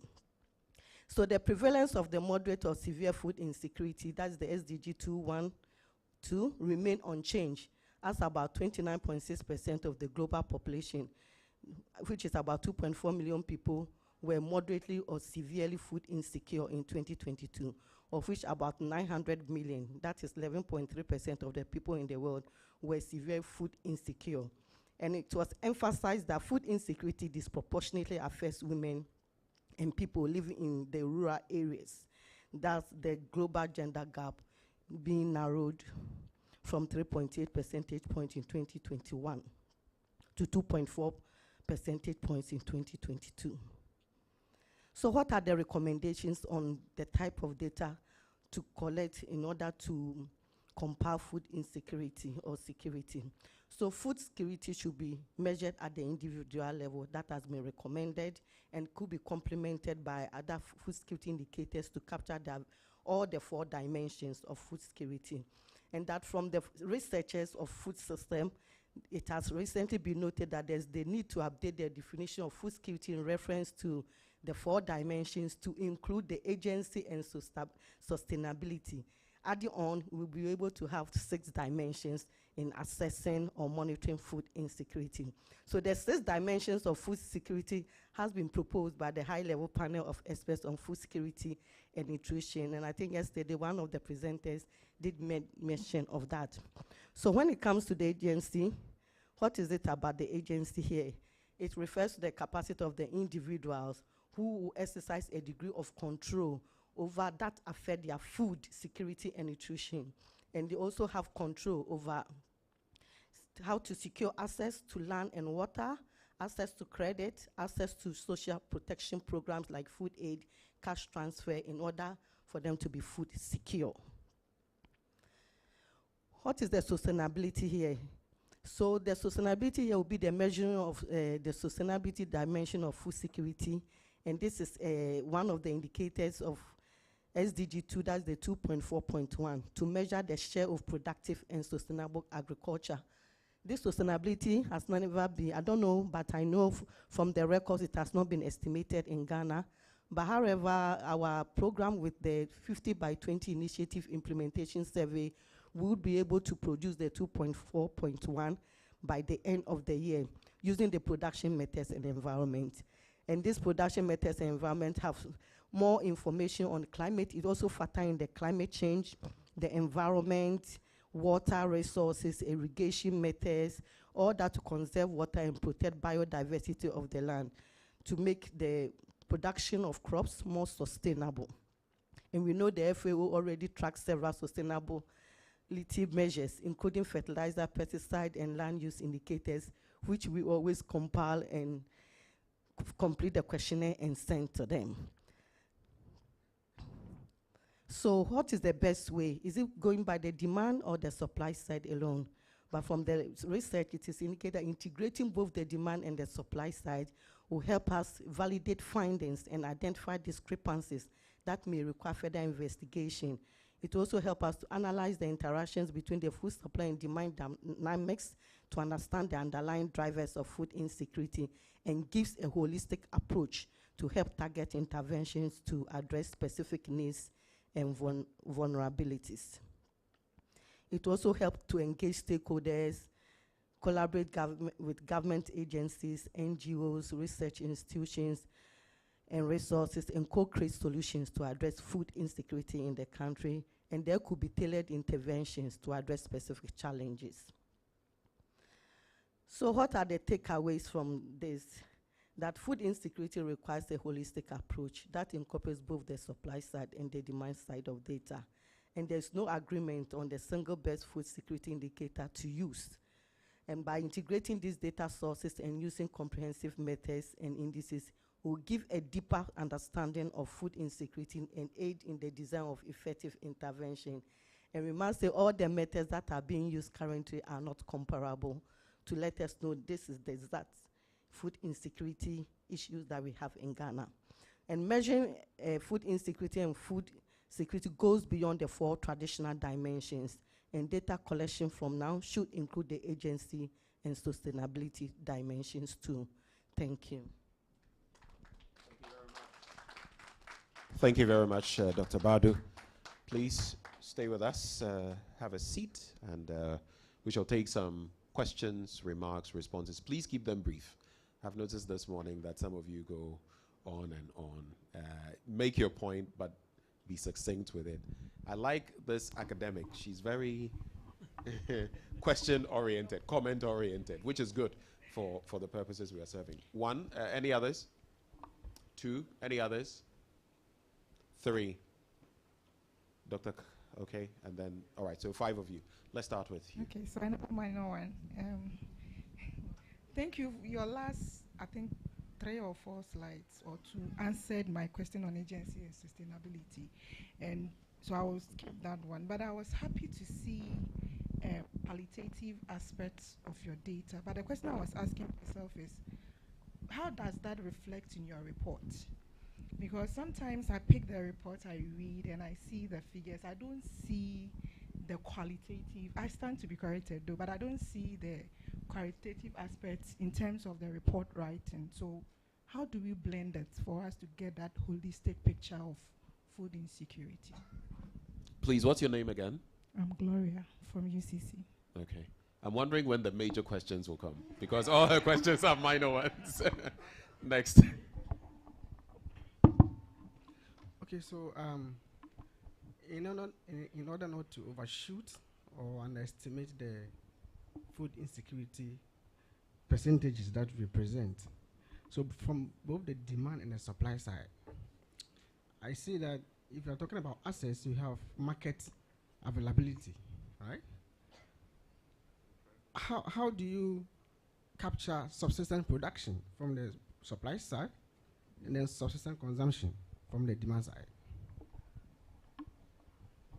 Thank you. 3rd person.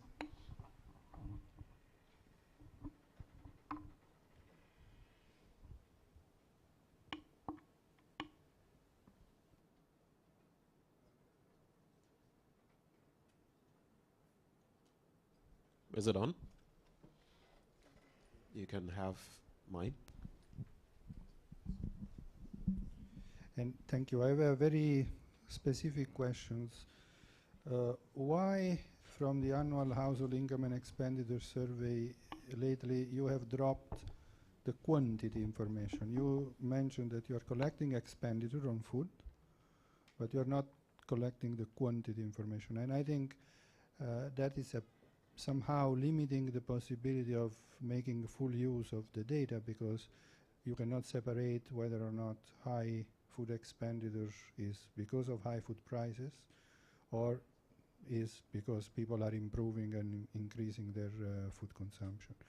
And I think that that would be a very simple to do but important improvement on the food quantity, food consumption data point. Then Samuel, there is a solicitation. Let's organize a research webinar as soon as possible discussing the issues of how food insecurity is defined, because there are so many interesting way of improving the communication of this thing. So I really appreciate the criticism, constructive criticism that the colleague from academia make in better communicating what we do. Thank you. Yes. Okay, thank you so much for the very good presentation. Always I'm coming after FAO, so that's actually good. I think just to take up from where Dr. Carlos stopped, when you hear questions on food security measurements, at the technical level, we know some have already been taken into account. So when you are looking at food consumption score, you are asking for the source of the food, for example, to cater for unproduced food vis-a-vis those that are sourced from the market. So it goes back to the depth of the analysis that is done. It goes back to how we are interpreting the data that is being collected towards being able to answer or demonstrate how the data speaks to some of these critical questions that are coming up from here. Now, it was really good to see as well when we're looking at the demand side, which we focus a lot on when we're talking about food security from a survey perspective. But then the supply side is key, right? Because then you see there are a lot of secondary data sources that can speak to other dimensions of food security, like you highlighted in the presentation. So I'll take environment and climate, for instance. We're talking about weather patterns. We're talking about climate-related challenges. And what it tells us is that food security itself goes beyond agriculture, because they are the determinants of food security that we often do not pay attention to. We pay attention to the outcomes, but not the determinants and those drivers that could potentially impact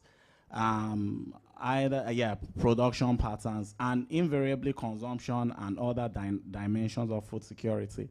So, and taking a clue from what is done from the integrated phase classification and cadre harmonise, it somewhat answers a lot of these questions, because what it does is it brings everything together in a unified framework such that you can come out with a single metric to say, taking into account hazards, vulnerability, availability, access, utilization patterns, stability of food.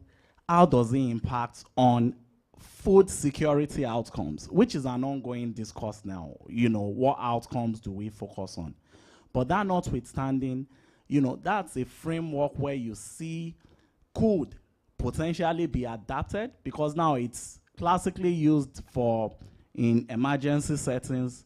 But again, from a global perspective, this is something that could be positioned for countries to adopt, where there is now an established working group that can really manage and take all of these dimensions into account. So just to close this, to say that in the case of Ghana, Prof, I think it might be useful to have some sort of food security data working group, you know, something that we have a think tank from the government, academia, a couple of developmental partners that are relevant, where we can deliberate on all these issues. And like you've done, you've brought us all together, but it has to be a smaller group where there's an ongoing dialogue towards coming up with something tailored for Ghana. And who knows, that could be a model that can be scaled up globally at the regional and global level in this instance. Thank you.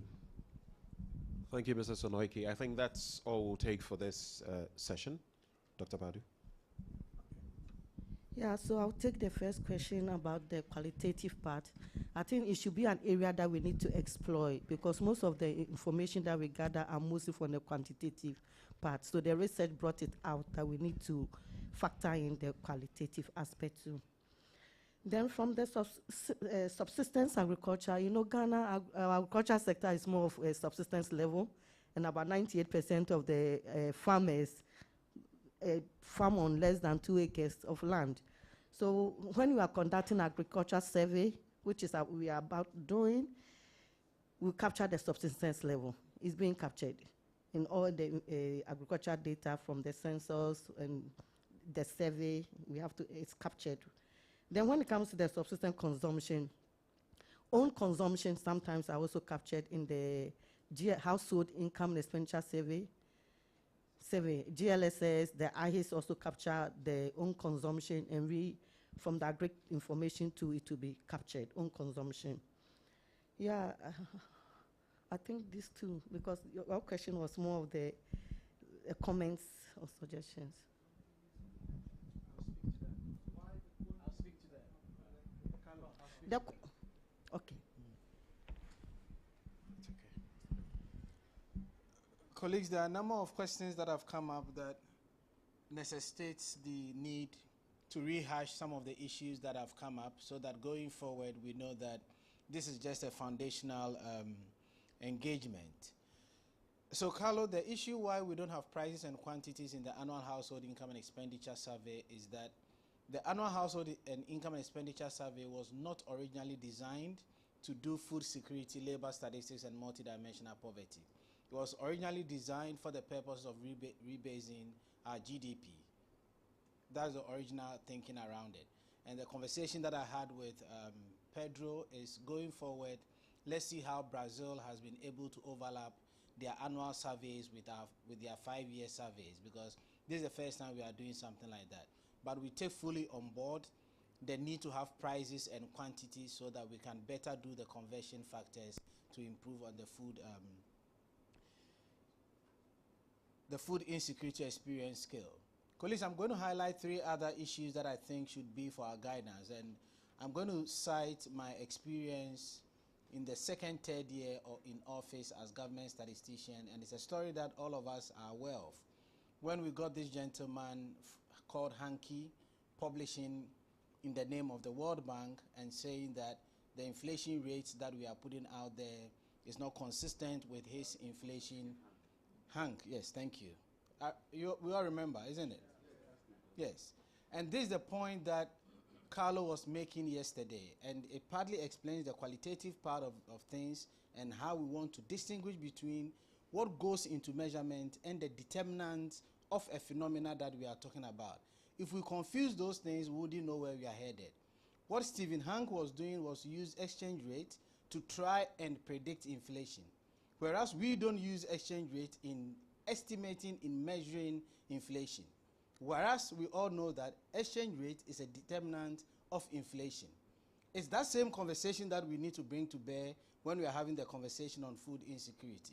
We don't do qualitative, we are not going to adopt a qualitative approach to help us get to prevalence, incidence of food insecurity, but get us to try and understand the circumstances, the predictors of food insecurity. And the same applies to the other factors that we've talked about. So as a country, we should be clear in our mind whether we are associating with the FAO measure, which has a set of questions that helps us to measure what food insecurity is. Then later, if we want to look at the characteristic, the determinant of what food insecurity is, it becomes another conversation altogether. And this is why we are saying that given the experiences that we've had over the last 2 days, and the fact that FAO is a custodian of the SDG on food insecurity, we're going to go for that. The conversation on whether it's the best is whatever, we'll reserve it for another day's conversation. And then we'll see how we can better characterize the WFP measure of food insecurity when it's bringing in all the livelihood strategies, the coping strategies and all that. It's a different conversation altogether. Once you bring in nutrition and all the other things, they are secondary to the primary issue of what is our status when it comes to food insecurity. Thank you.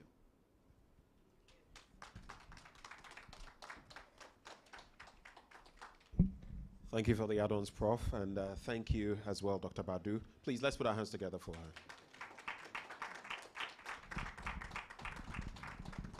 We shall now hear from the Ministry of Food and Agriculture. And of course, we're going to, all this that we're doing, food security, food sufficiency, and everything in between, you cannot leave out the Ministry of Food and Agriculture. Yesterday, the minister himself was here. Now today, we have a presentation on statistical targets on food insecurity in policy documents and frameworks. We've been saying, oh, data, data, data. But the people who implement the data, at least in that chain, the Ministry of Food and Agriculture, they are here for this presentation. And Mr. James Aite will do us the honors. Thank you, sir. Thank you so much. While my laptop is being set up for the presentation, I hope I didn't come forward too early.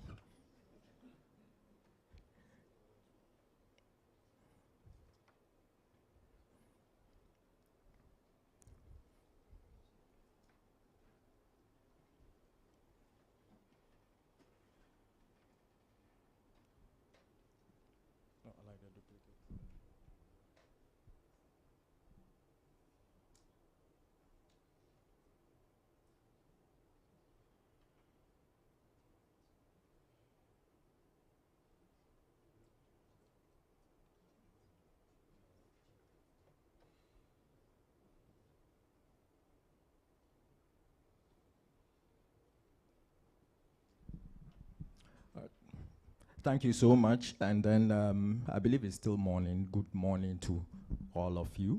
Yes, as I do a presentation on statistical targets related to policy, related to food security.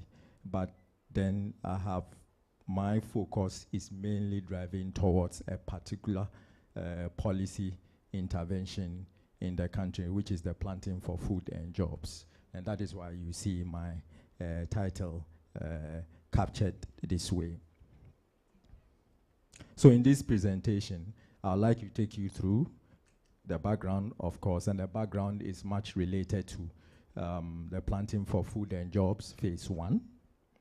And then that will lead us gently seamlessly into the goals and objectives of the planting for food and jobs 2.0, which is the takeover from the planting for food and jobs itself. And then I'd like us to then look at some key elements of the planting for food and jobs, operational modality, and then to go down to the food security context of the planting for food and jobs. Then I know what many people will be interested in a lot, apart from other things, will be the production targets or the statistical targets. And we'll look at that from a higher perspective, and then we'll go down into the specific crop targets related to the planting for food and jobs. So over a 6-year period from 2017 to 2022, the government implemented the planting for food and jobs. The focus was to use subsidies to promote agricultural production, enhance crop productivity and production through the use of improved seed and fertilizer, mainly. Within that, 5 models were implemented, namely the food crops model, the planting for export and rural development, rearing for food and jobs, agricultural mechanization services, and the greenhouse villages. The objectives then were to ensure food security, obviously, to increase productivity and production, to promote import substitution, to enhance exports, to promote value addition and agro-processing, and create jobs and wealth within the sector specifically, and then the nation as a whole. Did the planting for food and jobs achieve anything? Of course, it did. And I'd like us to look at a few of the achievements of the planting for food and jobs, the predecessor to the current one, the planting for food and jobs phase 2 or 2.0. One of the first achievements that we can talk about, and I hope this is it clear? There's a bit of a problem. Oh my word. Yeah. All right. But let me quickly take you through. I'll try and make it as clear as possible. My apologies for that. It looks nicer on the screen, but here there's a bit of a problem. That gave increased agricultural sector growth rate from 2.7% in 2016 and to an average of 5.9% from 2017 to 2022. We are looking at these two periods because 2016 predates the planting for food and jobs itself. And then 2017 to 22 was the period of the planting for food and jobs phase 1, or the first one. It's not really phase 1, it's just planting for food and jobs. So there was increase in growth rate in the agricultural sector that can be attributed to the planting for food and jobs, the predecessor of the phase 2. There was also the attainment of food self-sufficiency in the major staples in the country, namely, that we grow in the country, namely maize, cassava, plantain. There was also increased yields of maize, rice, soybean by 135%, 67%, and 18% respectively from the 2016 to 2022 period. Increased production was also observed of selected staple commodities again, the usual suspects, maize, rice, and cassava by 98%, 87%, and 45% respectively, within the period of the implementation of the Planting for Food and Jobs. There was also increased value of non-traditional agricultural exports from these commodities in 2016, from $371 million US dollars to 515 million US dollars. So $371 million in 2016 to $515 million in 2022, which was the last period or the last year of the Planting for Food and Jobs. And of course, this value is not attributed just to maize, rice, and cassava, but we have other commodities adding to it, like pineapple, mangoes, and so on and so forth. But there were major limitations with the Planting for Food and Job itself, despite the achievements. And I think that we need to talk about this, and that would enable us to understand the context in which the Planting for Food and Jobs Phase 2 has been brought on board as a sort of a replacement for the Planting for Food and Jobs Phase 1. Since it was based mainly on subsidies, there was high budgetary strain on the government. That is one. Two, although the Planting for Food and Jobs sought to make inputs such as fertilizer and seeds available, there was still a major service that was missing that the Planting for Food and Jobs couldn't really resolve, and that was agricultural credit. Yes, and that really resulted in the inability of the farmers to, although they benefited from the fertilizers and the seeds, but now the issue of growth and expansion, the issue of adoption of other forms of technology was a problem. They were hindered in that area because they didn't have that capacity, financial capacity, to get those. There was also ineffective monitoring of input suppliers and distributors, and that quite often led to smuggling in some instances, and then the abuse of the inputs themselves, which further on led to more loss and strain on the government expenditure without the corresponding realization of increase in output and increase in revenue. It utilized a non-value chain adoption approach, so market linkages and value addition wasn't really prioritized. There was also low prioritization of strategic stocks. Now these will lead us into Planting for Food and Jobs Phase 2. Now, after a thorough analysis, a national analysis of the context and the situation from the Planting and Jobs Phase, Food and Jobs Phase 1, Planting for Food and Jobs Phase 2 has been born out of that with the goal to transform and modernize agriculture in Ghana. And I know that is not anything so new. But then the direction is this transformation is to be achieved through selected agricultural value chains with active participation of the private sector. Specifically, the objectives will be to ensure food availability through enhanced production and productivity, to reduce food price inflation and its attendant effect on access to food, which goes into affect food security itself, to promote import substitution, to enhance the growth of local industries and increase employment and wealth, to promote exports, to bring in more foreign exchange as well, to bring further growth into the economy, as we have said, to create jobs along the value chain, and to ensure food security and resilience.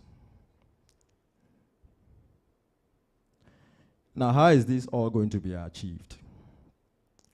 The best way we figure out If we are not going to use subsidies, then the best alternative was to look at the input credit system.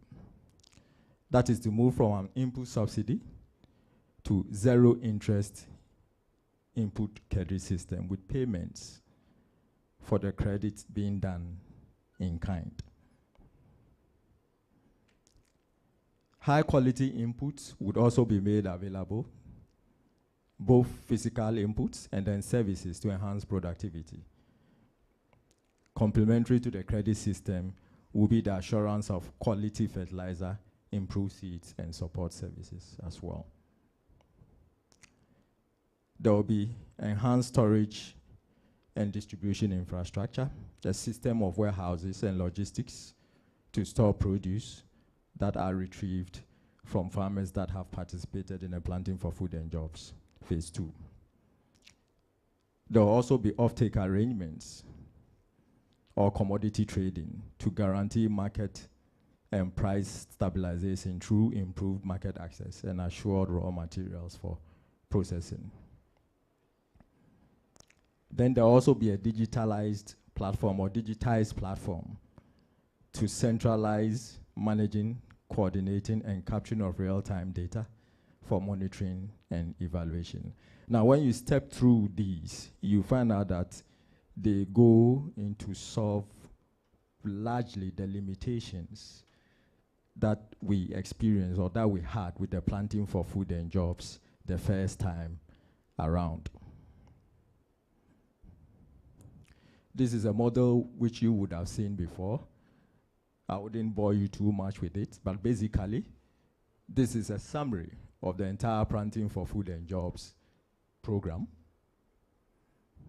with quite a number of actors involved and a lot of inputs being moved from one place to the other and a lot of data also being generated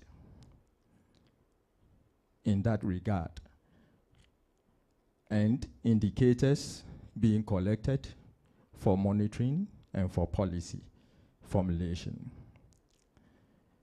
Just let me highlight a few of them. For instance, there is the aggregator who is like the pivot of the Planting for Food and Jobs operation. Now this aggregator picks inputs from the input suppliers, makes the inputs available to the farmers, and then when the farmers grow and their produce are ready and harvested, the aggregator then takes in kind what is the value of the input and services that were provided to the farmer. And the aggregator then makes that available to the warehouse system for storage. Now, in that warehouse operation, there is the policy to keep 5% of that produce as national strategic buffer stock.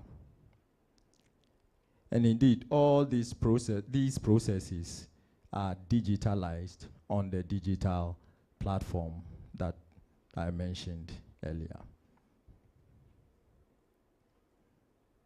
So here we are, the key actors within the Planting for Food and Jobs, phase 2. They are also represented here in the model, so I wouldn't want to say much about them. But that leads us into the food security context of the Planting for Food and Jobs. I thought that we should look at a classic definition of the food security and then see how Planting for Food and Jobs is addressing that and how it intends to measure how it is addressing it. So we are looking at food availability, we are looking at accessibility, we are looking at the utilization, and then the stability as well.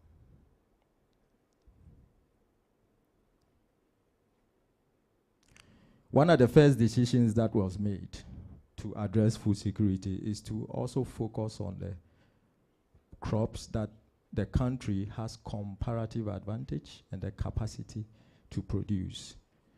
That is a way of addressing the availability of food. And anybody in this country will tell you that you can't go past these commodities when it comes to food in the country. If you want to ensure agricultural productivity, agricultural growth, food security, then these are the ones to address. And that is why the Planting for Food and Jobs has picked them.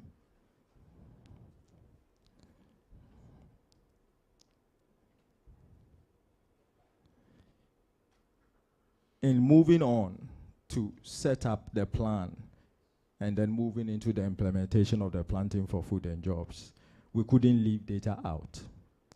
It all had to start with data of what was available and then what was required, and also to move into how we could improve upon the availability based on how the requirements are growing. So here we have a table of the targeted production levels of these priority crops that I showed you earlier, or priority commodities that I showed you, pardon me, because I realized there's poultry there, which is not a crop. So if you permit me, let me share with you some of the data and the targets that we have set here for these key commodities pertaining to the Planting for Food and Jobs phase 2. I believe you heard the Honorable Minister talk about poultry, that for instance in 2022, at a baseline of 15,000 metric tons production of poultry meat in the country, including Infe Akuko, of course. But with a national demand, a whooping demand of 324,000 metric tons, giving us a base sufficiency level of just 5%.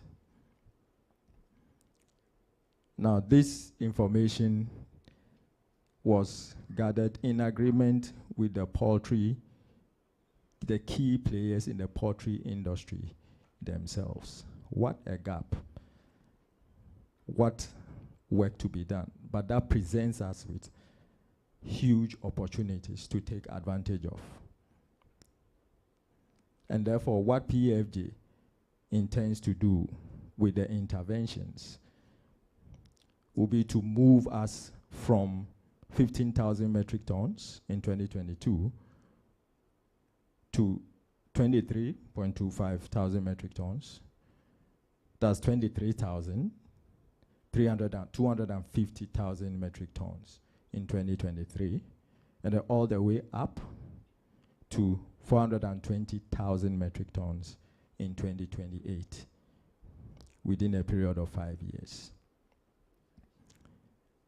Our target here in 2028 will be to achieve 111% self-sufficiency in poultry meat production. That goes for maize as well, but in terms of maize, we'll be starting from a bit of a more glamorous position, because already we have 114% self-sufficiency. Nonetheless, the target is to increase it to 152 self-sufficiency. Now, what you don't see here for the intervening years, that's from 2023 to 2028, of course, is the national demand.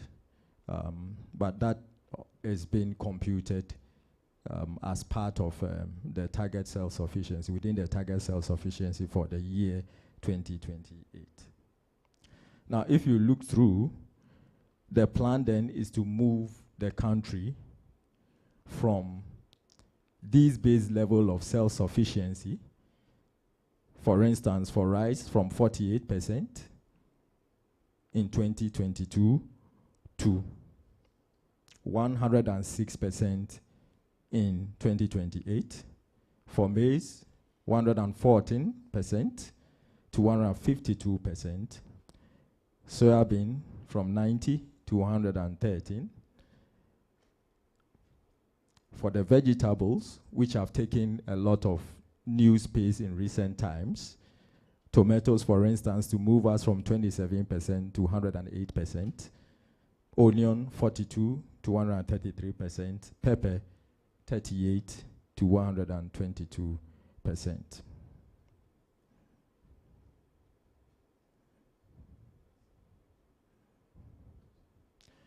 Now, specifically for the cereals, a case in point is maize,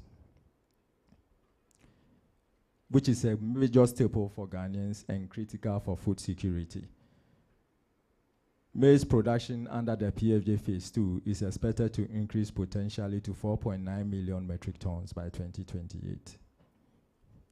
That would involve interventions in terms of fertilizer, improved seeds, interventions also in terms of improving the market linkages and the value addition along the chain. And to address also the challenges involved in pest infestation and climate variability. Now, with these strategies, it is believed, strongly believed, that the nation will be able to move from 114% self-sufficiency to 152% in about 5 years.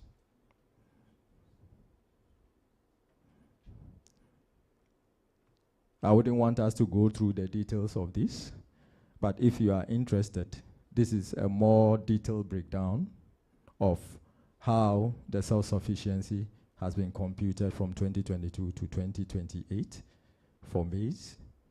This time clearly seeing where how the demand values go, and then the product relative to the production, and then achieving the self-sufficiency as well. So you can see there's a gradual increase in self-sufficiency from 114 in 2022 to 121% in 2023, 130 in 2024, and then eventually to 152% in 2028. These will give us surpluses. In fact, in 2028, will give us a surplus of 1.7 million metric tons. Now, that is half of the current production, or the baseline production, let me put it that way. Yes, of course, half of the estimated production for 2023, which was set as the immediate target.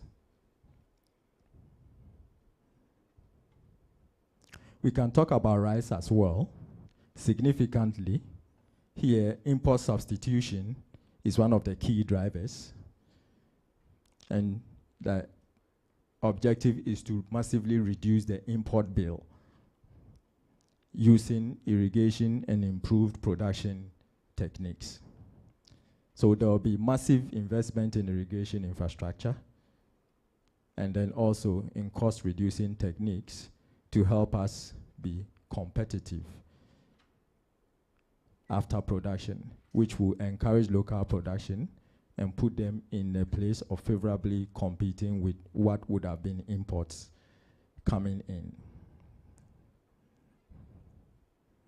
In terms of rice, by 2028, we should be hitting a 106% self-sufficiency as well.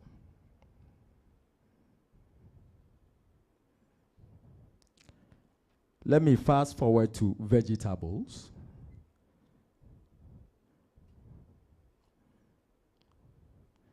So, as we can see, tomato, onion, and pepper.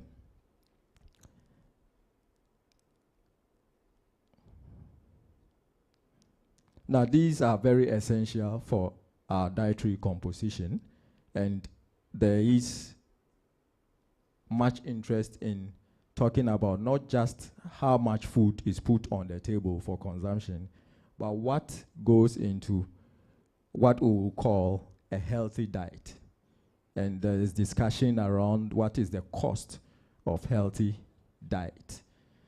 And there is a lot of data and calculation in that area to try and estimate that. Now, in the composition of what a healthy diet is, you find out that these vegetables feature very prominently. Although they may not be considered as one of the key commodities in terms of what is grown and produced in the country, but internationally it is accepted, as well as Ghana, that they need to be part of the diet, and therefore the need to also intervene and ensure production all year round and enough volumes for people to buy at acceptable and affordable prices.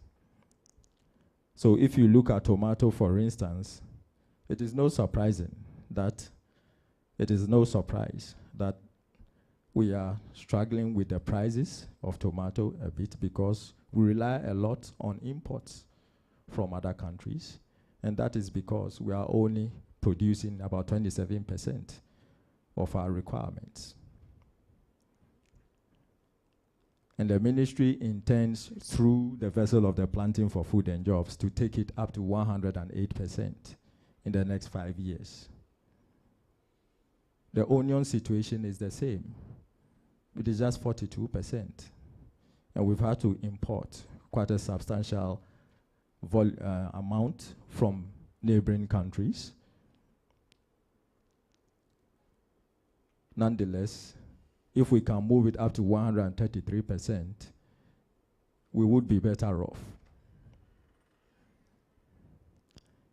Pepper is just 38% self-sufficiency. We intend to move it up to 122%. But not just for the sake of domestic consumption, but then the impetus is also towards driving for exports. Pepper is a case in point.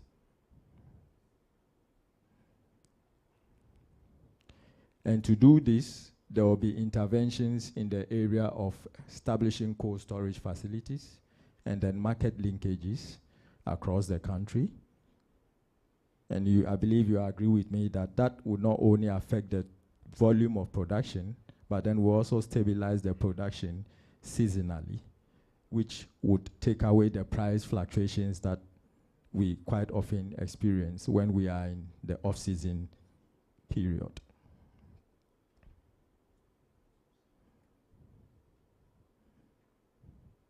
So these are details of tomato and pepper with a little bit more metrics for us to view. But I'd like to talk about cassava as probably my final table and data discussion points. Cassava being the major producing or the crop with the highest volume produced in the country. As you can see, we are starting from a bit of a glamorous position of 113.68%.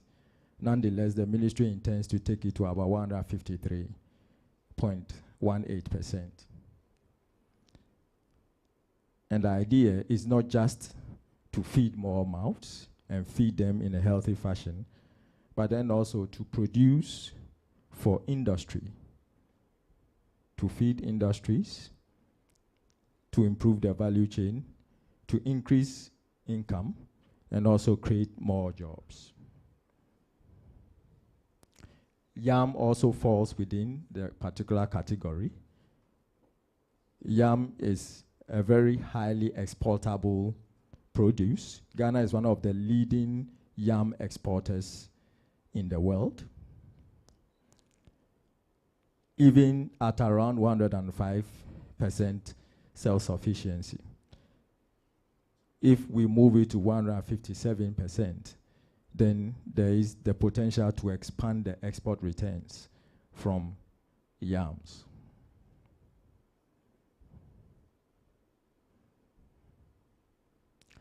Plantain is also a key food security crop in the country, and is a major source of carbohydrate.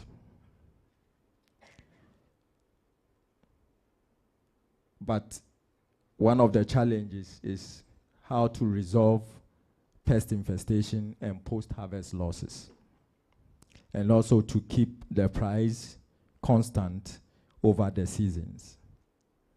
So what the Planting for Food and Jobs intends to do is to put in place measures like inflation, warehouse, storage facilities with enhanced post-harvest management to ensure all year-round production, and also to keep a lot of the produce from being lost due to post-harvest and waste.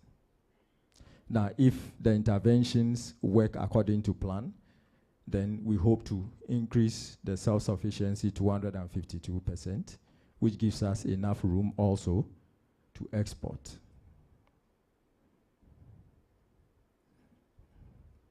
Then finally, to poultry. We can't leave protein out of our diet. And the story for poultry has been told over and over again.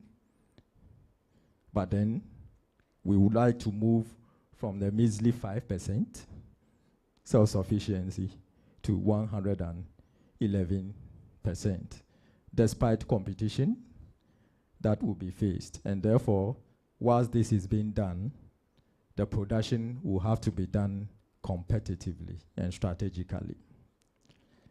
Issues of disease outbreaks, higher feed costs, and market access will be resolved. As part of the program, there will be disease control and local feed production initiatives and market development to ensure that the plan will be sustained over the period of 5 years, up to the time we hit 111% self-sufficiency.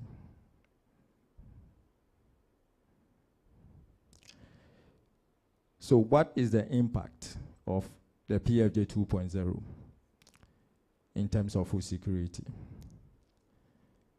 We are looking at a significant rise in staple crop production and livestock production. We are also addressing the issue of availability of diverse nutritious food types. Let me say we are also addressing the seasonal availability of food and the stabilization of the prices across the various seasons. We are also looking at enhanced job creation and increased wealth. Enhanced value of exports, bringing in foreign exchange and increasing our foreign exchange reserve. The reduction of food imports, saving on foreign exchange, and then improving the growth of domestic industries. The challenges that we foresee that would mitigate against the targets that have been set would be climate change. And therefore, within the plan has been crafted the adoption of climate-smart agricultural practices to ensure resilience. Also within the plan has been investment in infrastructure, such as roads and storage. But more has to be done in that area. And that is why we still put them down here as challenges that need to be resolved. Market access cannot be left out. The need to strengthen market linkages and to improve value addition along the value chains is also a thought in consideration. In conclusion, PFJ Phase 2 is supposed to significantly contribute to food security in Ghana. Continued investment and innovations, nevertheless, are crucial for that and to sustain the initial gains from Phase 1. And the plan has been crafted to ensure that these investments will be provided, will be harnessed up to 2028, where we would have the opportunity to review and see the way forward in terms of food security and agricultural development and growth in the country. Thank you.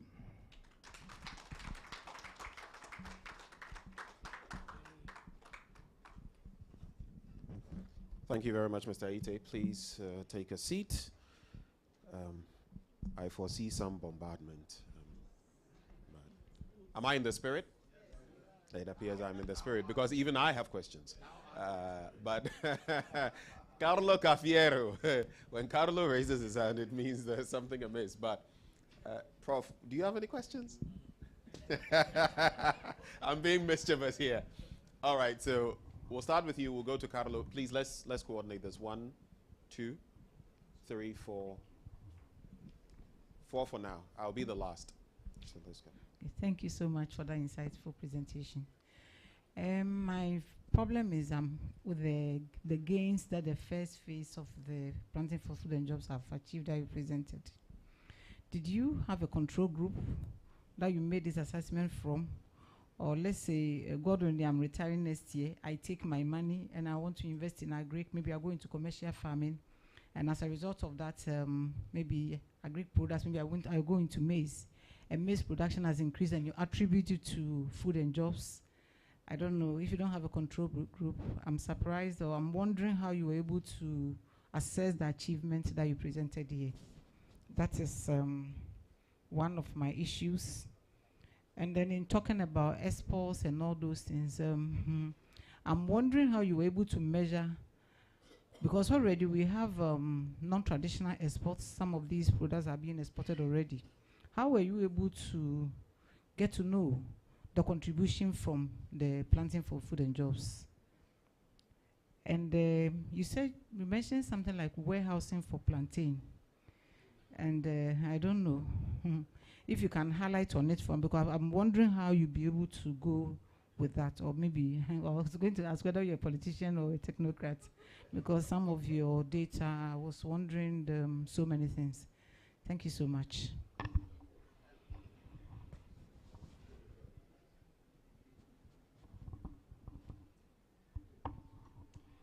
Thank you, and let me join the congratulations for a very insightful presentation. I will want to study the plan very carefully. And my question is actually very related to the previous one in terms of, I haven't seen any discussion of differential impact of these plans for different parts of the country, urban versus rural, and also behind the plan, what idea is there in terms of the increased urbanization and the patterns of people moving from to urban area, etc.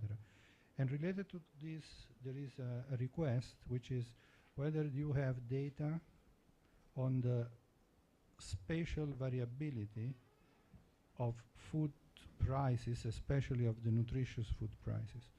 So rather than a single price for tomato, what is actually the price of tomato in the various parts of the country? The reason why I'm asking this is because in the assessment of the affordability of healthy diets, we are realizing how important it is to recognize that there is variability. There is spatial variability in incomes and spatial variability in prices.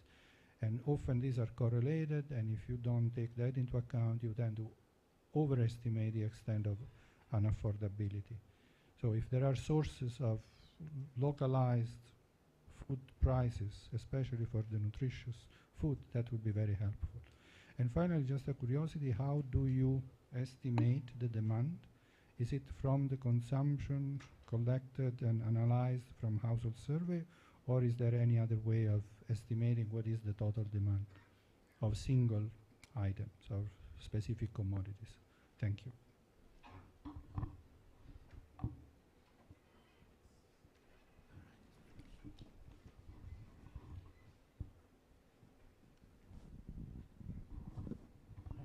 Thank you very much.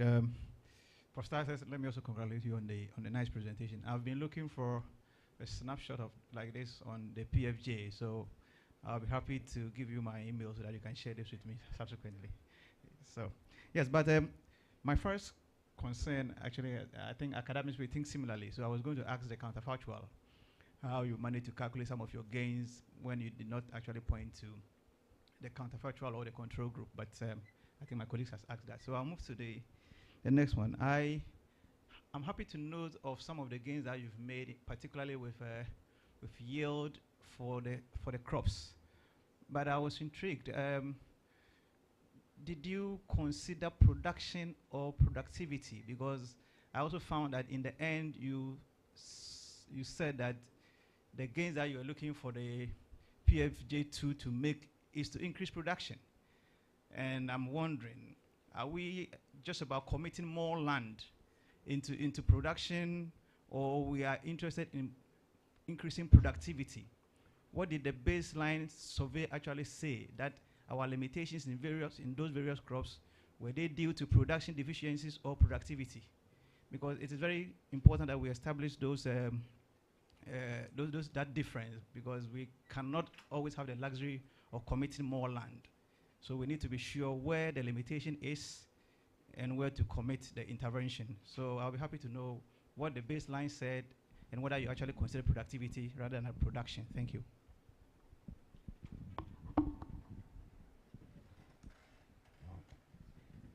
Do we have another one? There's one at the rear. The one at the last rung. I don't think I saw you the first time. Did I? Did I? Okay. Because I was sure my mind wasn't playing tricks on me. All right. Okay. Thank you very much for the opportunity to educate us on the PFJ2. I know the PFJ1 has a component of greenhouse, which is one of your objectives was to achieve 3 greenhouses. And I know the idea behind the greenhouse was to boost cereals, where the produce from the greenhouse will feed into the various malls that we have, so that it will limit importation and subsequent exchange rate issues. I don't know whether the PFJ2, you have the greenhouse also inbuilt into the PFJ2, because it appears nothing is, no, the PFJ2, the greenhouse is inbuilt into it, because nothing was said about the greenhouse and how the greenhouses will lead to production for for cereals. And then my second question is you said the limitation of the PFJ1 is also on the lack of priority of strategic stock.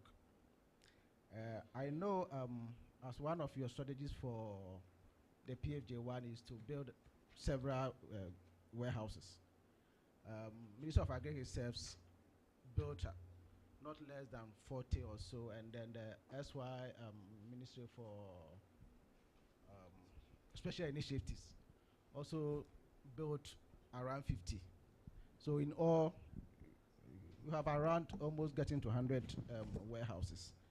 I don't know whether this almost 100 warehouses is still considered as a limitation in terms of strategic stock, and whether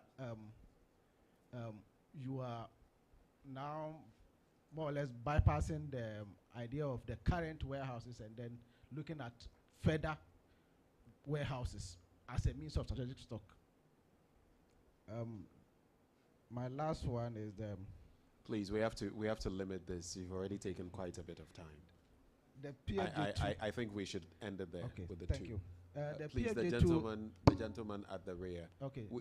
Two questions are okay. Thank you. The gentleman at the rear. Benjamin, thank you so much. My name is Christopher and I work with class 91.3. I have just two questions. In just 2 months, we'll be a year old after the launch of PFJ2 since August 2023. Want to find out, has the PFJ2 started operating? Is it in operation? Because you speak to farmers and you speak to stakeholders in the agriculture sector, they tell you that it has not. I quote Edward Gariwe of the General Agricultural Workers Union. So has it? And two, the input credit system, as you mentioned in the PFJ2, it says we've moved away from input subsidy to zero interest with payment for the credit being in kind. How do you mean by that, please? Thank you. Did you mean Edward Carraway? Okay, because if you were here, he would have said you had butchered his name. I believe that's it, right? Okay, for now. I'm seeing people I didn't see the first time. Oh, there are new entrants. Okay, let's Mr. Aite respond, and then we'll come for a second and last round. Mr. Aite. Thank you so much for your very nice questions. They are quite interesting. Let me attempt to address them. The easiest one to address is the fact that I'm not a politician. But I'd like to start from, let me do it from bottom up. For the fifth one, that question that was asked, yes, PFJ 2.0 has been launched and is being operationalized. But for an initiative that is as complex as that has various stages, you would have to go deep down, scratch the surface layer off, delve a bit deeper to find out what exactly is being done and then at what level are we in terms of PFJ 2.0. I believe you might have heard of farmer registration. Farmer registration is an integral part of the PFJ 2.0. The PFJ 2.0 hinges on a digital platform with the, let me say, the protocol that platform, everything that has to be done will be done through the platform. And so the importance of getting the players on the PFJ 2.0 registered on the platform is critical. I'm just telling you how the PFJ works. And if you have any doubts that it has started, trying to explain to you why farmer registration, for instance, is a start of the PFJ. You cannot get PFJ going without farmer registration. Farmer registration is ongoing all over. We have input dealers, input suppliers also being registered on the platform. Yes, and you have various components being put on the platform. The platform itself, which is an integral part of the PFJ 2.0, is also in place and running and being gradually, evolutionarily developed. Yes, so PFJ 2.0 is on course. Payment for credit in kind, I believe, is another issue that has come up. What that means is that when the farmer produces and his produce is harvested with the aggregator present, because the farmer's operation is done together with the aggregator. Farmers in PFJ 2.0 don't work in isolation of the aggregators, because they receive they receive inputs and services through the aggregators. The aggregators make the necessary arrangements for the farmers' operations on PFJ 2.0. And when In fact, the husbandry practices, the management of the produce is also done with the support of the aggregators, providing extension, helping with the provision of extension services and all that.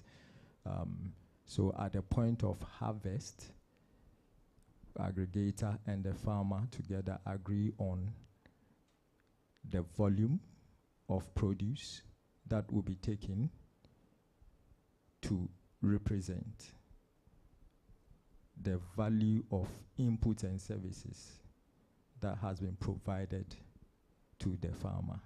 So the farmer does not pay, wouldn't have paid any money for the inputs. But at the end of the process, what the farmer gives out also is the produce that he has cultivated and harvested. That is what the farmer gives out, and that is what the aggregator takes from the farmer and makes available to the master aggregator and then to the warehouse. So that is the way I would like to explain it to you.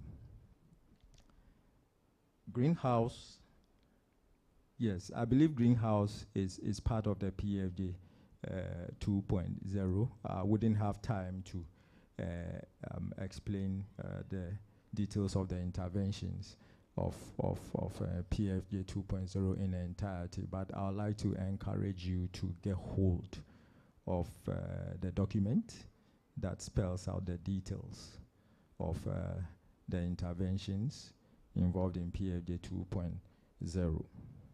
In terms of the warehouses, you need to get back a bit to the history of the operations of the warehouses.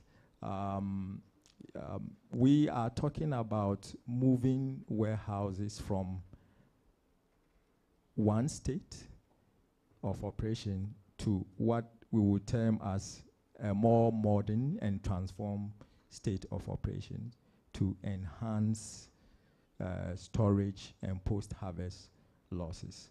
And that is what PFJ 2.0 seeks to do. In fact, PFJ 2.0, under PFJ 2.0, warehouses have been revamped. Some that were not completed have been completed.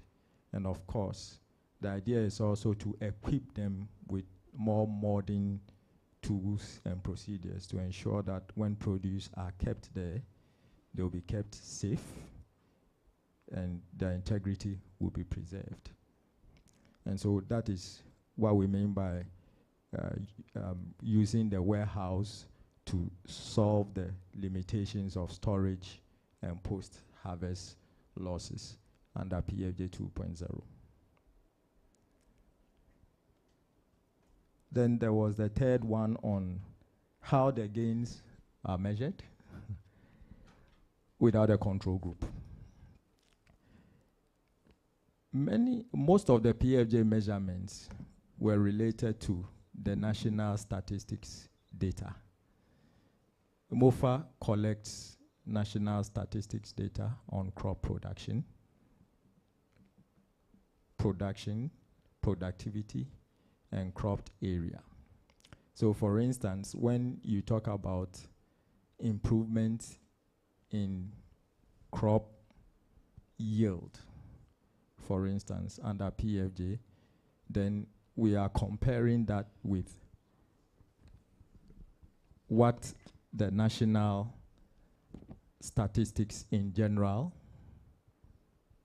gives, and then what PFJ, farmers under PFJ operations have achieved.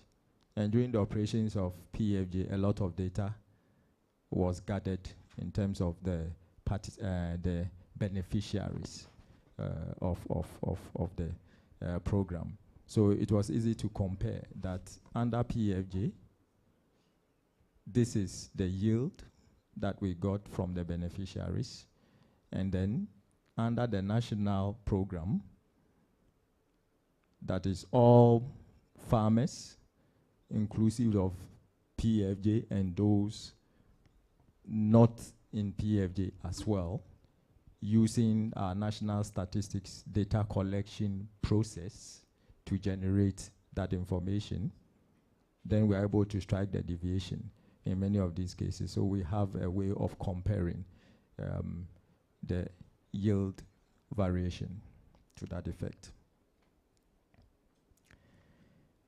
In terms of whether we are measuring productivity or production, yes, it is both.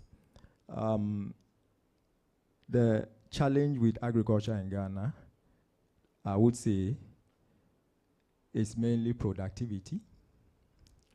But then you also see opportunities in the production in terms of expanding numbers and then expanding the cropped area, because there are silos of land that have the potential to be used for various types of crops. And the strategy of PFJ is also to ensure that this resource does not lie waste. Yes, so if they are available to be used, then there has to be investment in those areas of land for agricultural production. And of course, to also whip up the interest of people in agriculture, especially for those who are not employed, they could get direct employment in agriculture. So again, when more people get into agriculture in that area, that can result in an increase in production. And obviously, productivity, yes, that goes up whilst we use improved seeds, whilst we use fertilizer and use it the right way. We also expect that all taken together will result in an increase in production. So it cuts across in that regard.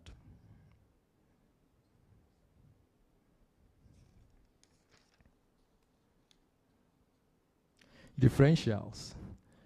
Yes. Spatial variability and prices. We have data, yes, on that. We have data on various markets, price data collected from various markets across the country, over 100 markets across the country. We process the data on regional basis. In certain instances, it can be processed even on district basis to give you prices at that level. So you can get data from the regional level up to the national level as well. So you have the temporal variation, and then you have the spatial variation as well. No, but then if you make a request, that will be addressed, and then you can get that data. Yes.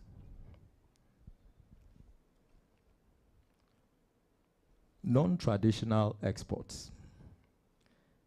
That is an interesting one.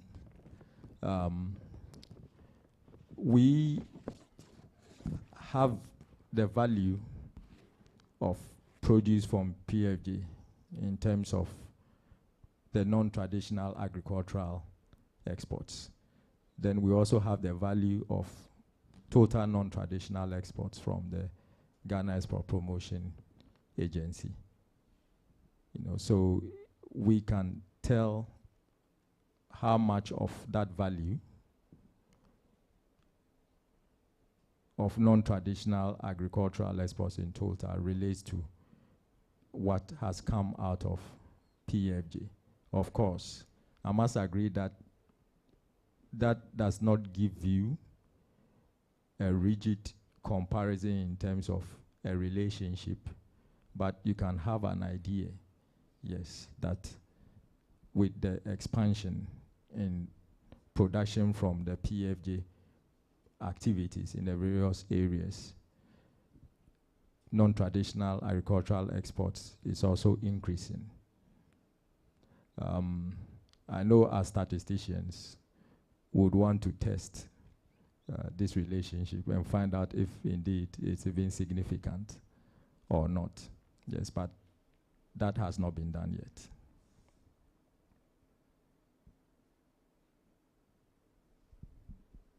Warehouse for Ite, plantain. For the sake of time, I think we'll have to accelerate just a little so that we can. I think this is my last point. Yeah. Did we say warehouse for plantain? Oh, okay. That's an interesting one. I think we are looking more at the processing of plantain, and then how to solve post-harvest losses in terms of plantain. Plantain is one of the commodities with the highest level of post-harvest losses, yes, in the country. So what would have to be done is to, and what is being done under PFJ 2.0 is to put in place measures to address those post-harvest losses, mainly in the area of processing, and then also processing and other forms of value addition along the value chain. Thank you. Thank you very much, Mr. Ite. I just have two follow-up questions very quickly. The greenhouses, are they up and running? We'll be curious to know. And I want to find out, you talk about going to all these markets and getting the prices. Is it different from what the Ghana Statistical Service has? Are there any discrepancies? Why do you embark on that when you could source that data from the Ghana Statistical Service? Okay. We don't source the data from the Ghana Statistical Service. I'm asking you. Okay. You were saying that you go to markets. Yeah. You have 100 markets and all of that. And I'm asking you, is this something separate that you do, or are you still relying on the data from the GSS? Oh, for what we do, we don't directly use the data from the GSS at the moment. Yes, but that data is still important as and when we require.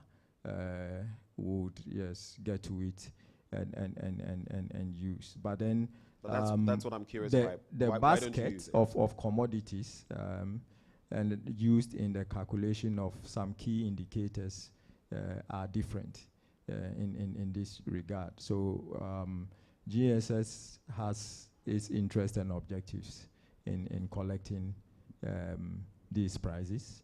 Yes, and MOFA also has a separate interest and then in objectives for collecting these prices.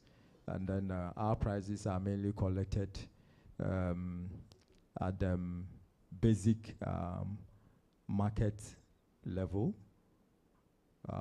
GSS also has its identified points where it collects the prices. I can't speak much to that because GSS is here. I believe they will explain that better. I was also a bit curious because I'm sure we all recall on the issue of plantain, how the former Agric Minister was saying, oh, it costs this at certain markets, but the reality on the ground was not exactly the same. On the greenhouses, are they up and running? I can't confirm whether they are up and running or not. I cannot give that information at the moment. Sure. Let's take a few more questions and then this will be the last batch. For the sake of, please, we are running behind time. For the sake of, please don't ask long, winding questions. Go straight to the point. Yes. Okay, thank you for the presentation and then thank you for the opportunity. I think we've heard about the seeds, the fertilizer, the warehouses, but one thing I didn't hear of was about the land. So I just want to find out whether there's plan to support farm land acquisitions, and then also any plans to protect major farmlands against other land users. Thank you. Next one. Okay. All right. Yeah, thank you. You said you have data, you collect data on productivity, production, crop yield, and you mentioned price also. I think one of the objectives is value addition. I'm asking whether we have data on the cost aspects, the input costs. And I was also curious how these data are collected. Because yesterday we had the form in which the data are collected. All right, so thank you. So my question has to do with, we are all talking about food insecurity and food security. So the healthy diet, what the produce that I see here are mainly carbohydrate, which is also essential for energy and so on. But what about the green leafy vegetables production? What has happened to that? So what actually went into the selection of these staples? Thank you. All right. Can I ask a question? All right. I wanted to find out, Mr. Aite or something. I want to find out the interaction between the planting for food and job and that of social protection. The interaction.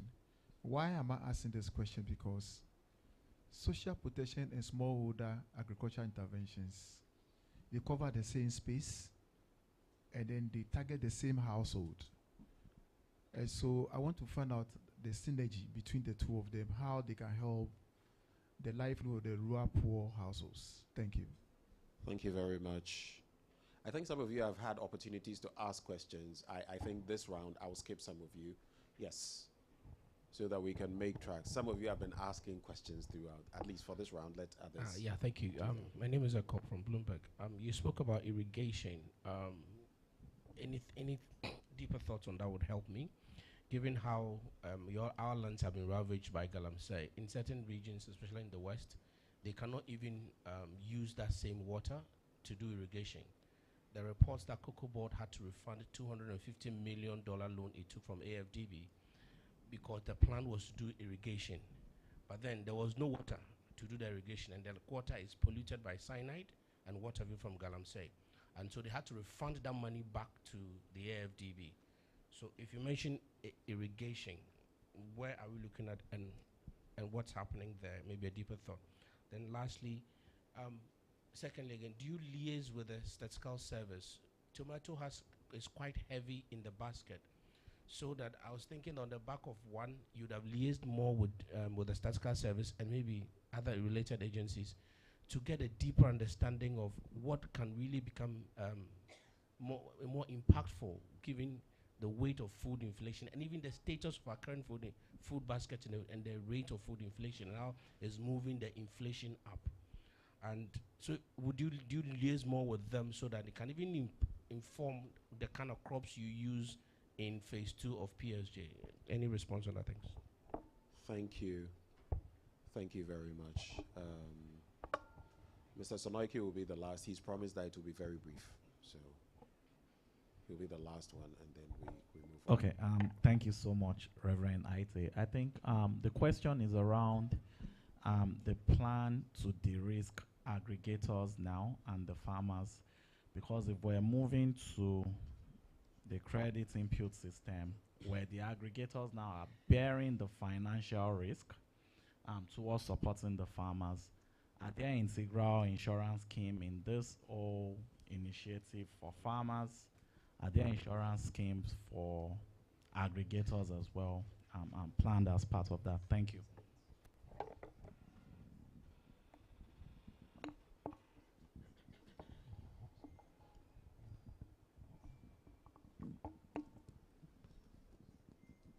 Thank you very much.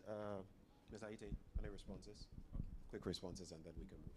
Thank you. So thank you very much. As usual, I'll start from bottom up. Yes, there's a significant risk involved in, bearing all these responsibilities and tasks that has been given to aggregators on the PFJ 2.0. So one of the incorporations of the program is financial guarantees being provided by financial institutions. That is one. And then the other also is the involvement of insurance itself in the program. So the involvement of these institutions help to deal with the risk factors associated with PFJ 2.0. The other one too is irrigation. I don't think that all the water sources in the country are polluted. That's the first issue about it. There are polluted areas, but then we are looking at water sources that have the potential to be used for irrigation. I believe yesterday we heard that Tamni was mentioned. We heard the VIA area. So there are areas that have the potential to be used for irrigation, and they have good water sources. So these are the areas that PFJ 2.0 would initially target. I believe that the areas that are suffering this pollution would also be addressed by the appropriate quarters in the right time frame. Social protection for the rural poor. PFJ 2.0 is not just market driven or let me say driven for the private sector, but there are components that deal specifically with people who don't have that comparative advantage to take themselves into the PFJ operation. So for instance, there's a component that deals with the youth that tries to bring the youth on board the PFJ 2.0. There are components that deal with various people that are disadvantaged, smallholder farmers within the PFJ 2.0. And these, apart from the general program or general interventions that we have seen, these are like silos of programs that will specifically target the so-called vulnerable people in society and the less advantaged farmers or potential farmers, to also bring them on board the PFJ 2.0. So that has also been well thought out. Pepper, tomatoes, onion, they feature more in our diets generally in terms of volume compared to the leafy vegetables, depending on where you are coming from.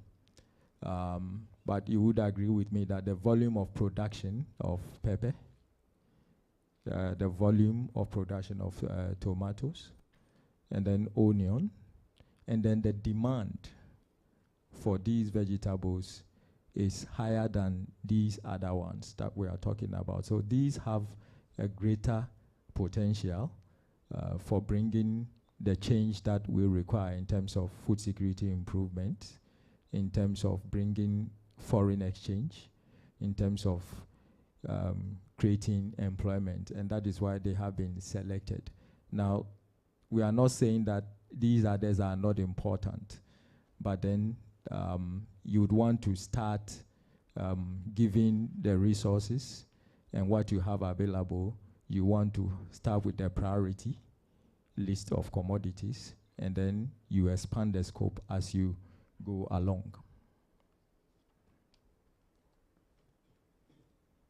So finally, land development. There was an issue about land. One of the key considerations in PFJ 2.0 has been land development, especially with regards to rice. A lot of intervention has gone into land development to make it easy for people, farmers in areas that would be interested in growing rice to get in and then do the rice production, especially when it's going to be under irrigation.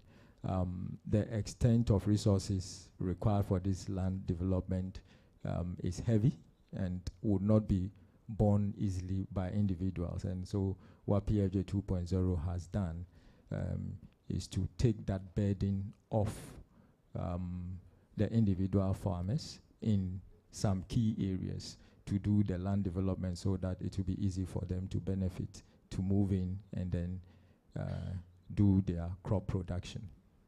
Thank you. Thank you very much. Please, let's put our hands together for him.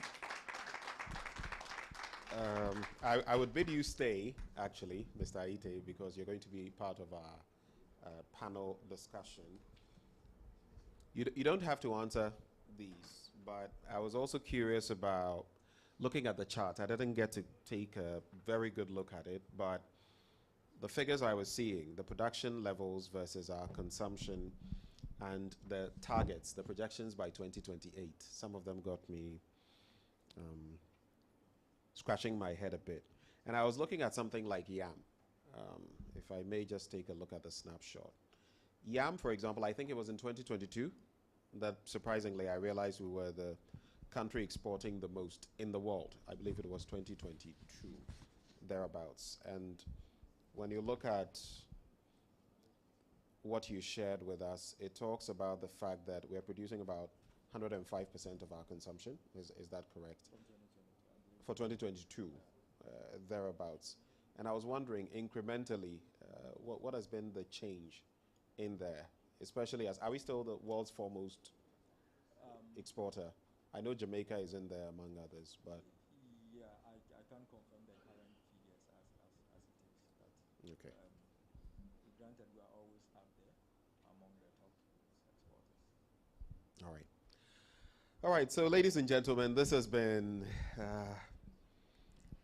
it's been quite a bit of information, right, that we've had to play with, deal with, but this is all in the interest of data, how to use that data, and how to create those synergies between the data and the policy implementers. But now we're going to do this, and I know some of you are...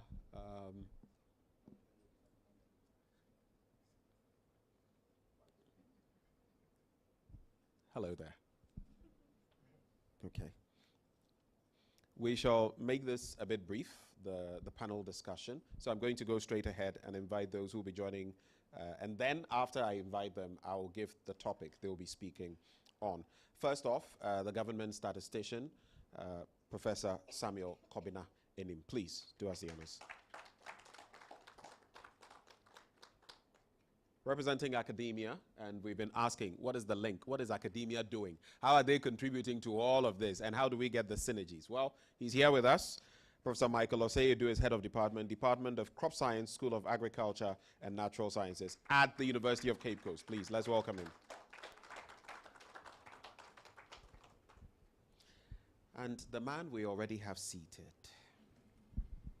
James Aite, is Acting Director, SRID, that is Statistics, Research and Information Management Directorate at the Ministry of Food and Agriculture. Thank you, sir. Also joining the conversation, we have a representative from the Ministry of Gender, Children and Social Protection. He's the head of LEAP, Dr. Miles Ongo. Please, let's welcome him.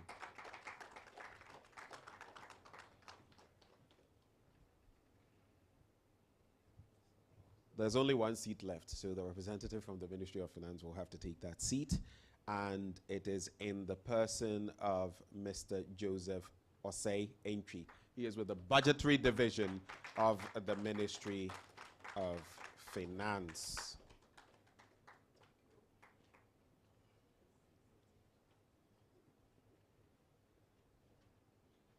So here we go. It's been 2 interesting days of discussions, and we continue the conversation from here. Now, I said I would make mention of the topic, and it is this. The panel discussion is on Ghana's use of poverty and food insecurity measurements and statistics going forward. Going forward, what are we going to do with this data? How are we going to manipulate the data? How is it going to shape policy? And maybe like someone asked, if there's a change in government, for example, how are we going to ensure continuity? These are questions we ought to all reflect on. So for starters, just give me some seconds. There's something I need to coordinate here very briefly. Please bear with me. But there's a curious thought, though, and I think I should just run it by you, Professor Kobanainim. I was thinking earlier about artificial intelligence. I know I'm throwing a hot potato at you, but artificial intelligence and how, for example, it could be manipulated to help in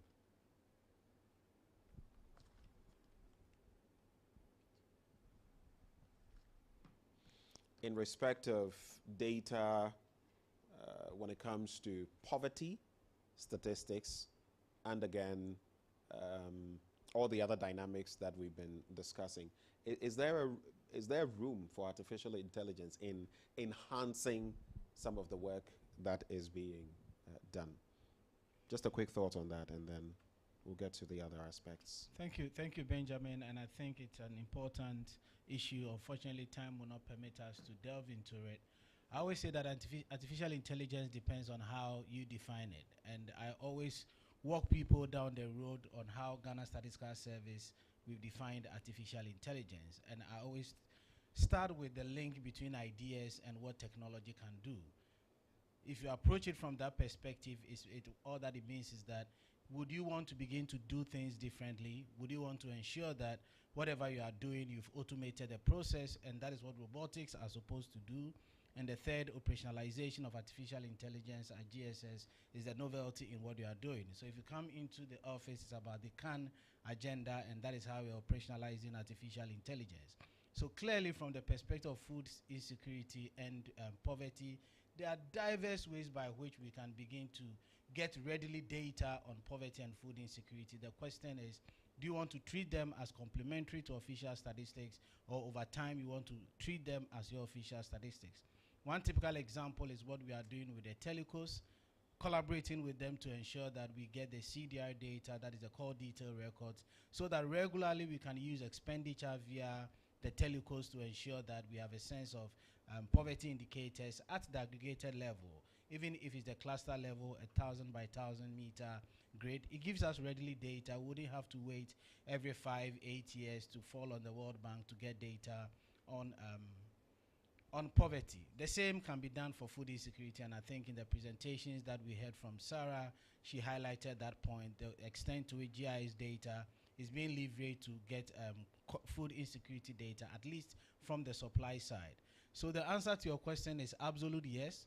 The critical issue is how ready are we as a country to implement it from a regulatory point of view, and the cost involved in rolling out artificial intelligence. Thank you. Thank you very much. And my research shows that, I mean, in the precision mapping we saw yesterday with Mr. Seidu, among others, it could actually, like you said, be something very important that we could harness. But just a quick follow-up before I go to Prof on this matter. What then is your reaction when it comes to that move to domesticate our official statistics in Ghana with a focus on multidimensional poverty and food security as the starting blocks? Again, Benjamin, the two-day engagement has made that conversation more compelling. And I'm going to respond to that by providing two clarifications that I think are necessary in the context of the conversation that we've had, especially on the issue of collaboration across different government institutions that are producing data, statistics, and implementing policies. The first has to do with the conversation on how data that is being produced by the Ministry of Food and Agri feeds into what GSS is doing. Please, the clarity is that let us all live here knowing that there are different sources of data and there are different purposes for which we put data.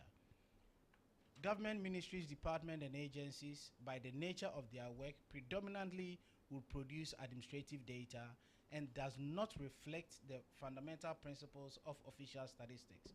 So we always need to ask ourselves the extent to which we can use this administrative data to satisfy conditions like representativeness, replicability, comparability, and so on and so forth. Having said that, in the long run, we would want to see that convergence between different data sources helping us understand our environment very well.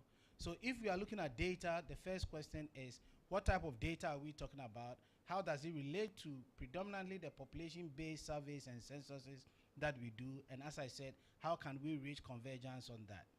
Benjamin, the other clarity has to do with the issue of prices. Please, let's leave here and knowing that we have different price indices. What Ministry of Food and Agriculture is doing is more looking at the wholesale price indices. Even within Ghana Statistical Service, we have two different price indices, which is the consumer price indices and the export and import price indices. So the fact that they are collecting price indices does not necessarily mean that they are doing exactly what we are doing, and for that matter, we all have to go to the same market. As I said, we are oriented towards the consumer market and also oriented towards the export and import prices. And the Ministry of Food and Agri, as the minister indicated yesterday, focuses more on the wholesale prices, for which reason the market should not necessarily be the same. So these are the two reasons why I think that we really need to continuously sit around the table and domesticate our micro data, our official statistics, and be sure of how that fits into policy. Thank you very much, Prof. Now, coming to Professor Edu, we've been speaking over the last few days about the synergies and how academia should also be contributing towards this drive.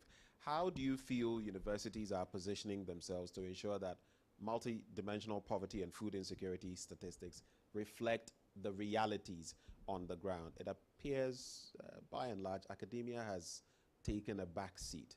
Should academia be doing more? How can it reflect on the realities? Thank you very much, Benjamin. Thank you. Academia is already positioned in a good place to contribute to this whole discourse, and they have not taken a back seat.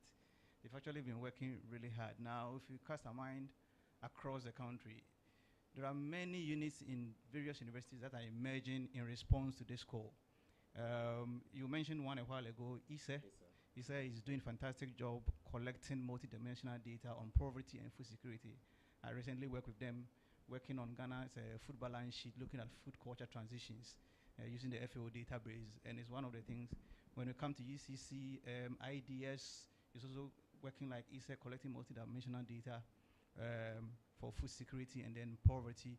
And I can go on and on, UDS, KNUST, they're all doing that. But basically, academia has three main functions: research, outreach, and then teaching.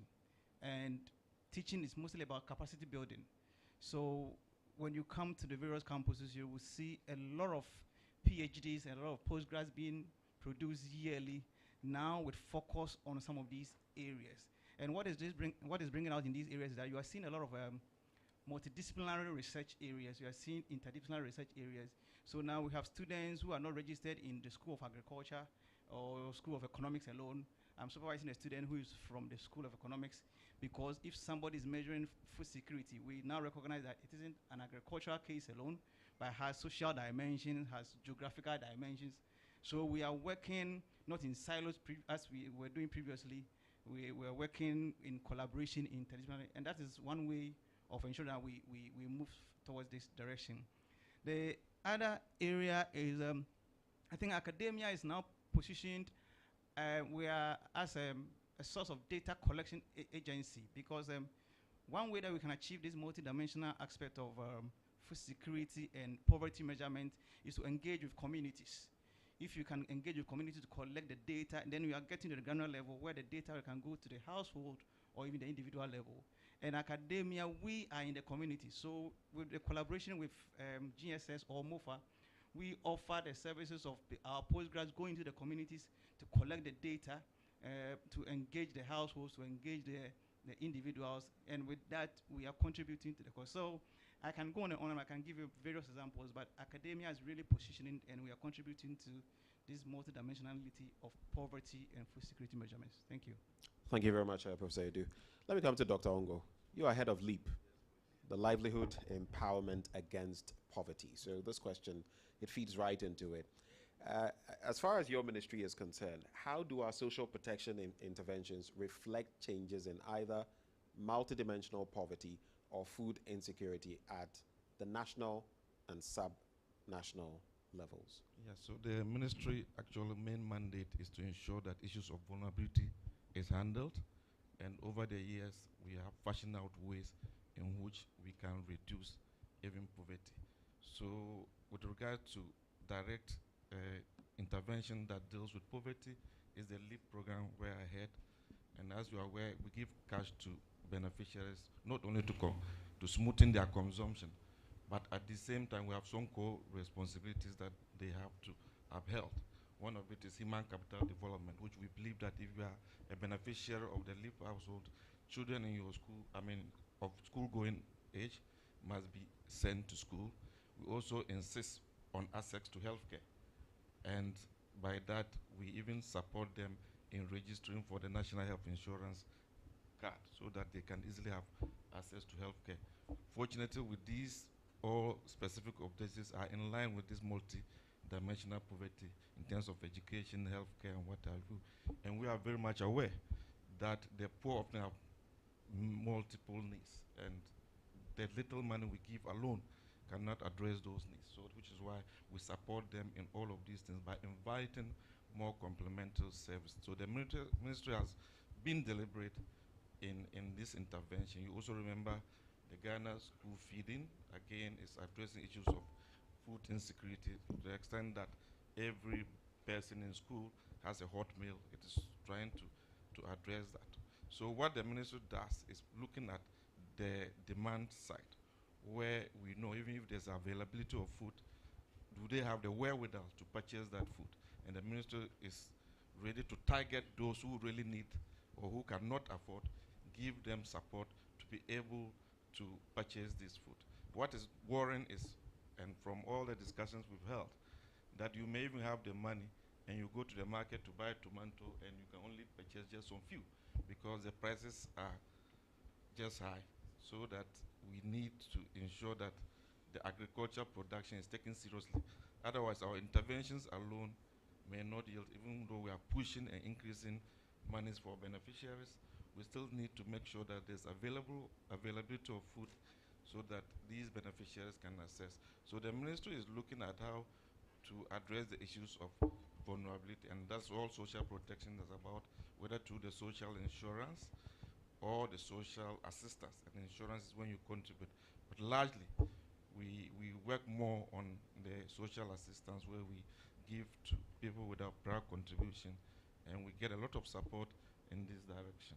Thank you. It's good you said that you know that these are not going to be enough. Much more ought to be done. I don't know whether it is Dr. Cafiero yesterday who was referencing the American system and food stamps. Was that you? And your surprise in there. And what it does there, I mean, in that jurisdiction, we all know. But my question then for you, just coming back, Dr. Ongo, briefly, there are times when I know there are delays in the LEAP payments. What do you think is the impact of that on their poverty and everything else that we are talking about? Certainly, research reveals that the little delay would affect, the impact would not be good. And so that's why we always emphasize that we insist on bimetal payment, and we must do that. Remember that we consider that as their payment, and they can equally go in for loans or borrow and expect this money to come and they will pay. If the money do not turn up in the second month, what it means is that you are reducing their livelihoods. You are also just their quality of life being reduced. But I agree with you, sometimes because of some issues that have to be well done before we pay, it's kind of occasions some delay. And I'll give an example. We have over doubled the money this year. And remember that largely our beneficiaries are illiterate. And you have no idea sometimes when the people go to pay them, if they are not really oriented as to how much money they are taking, they can be cheated.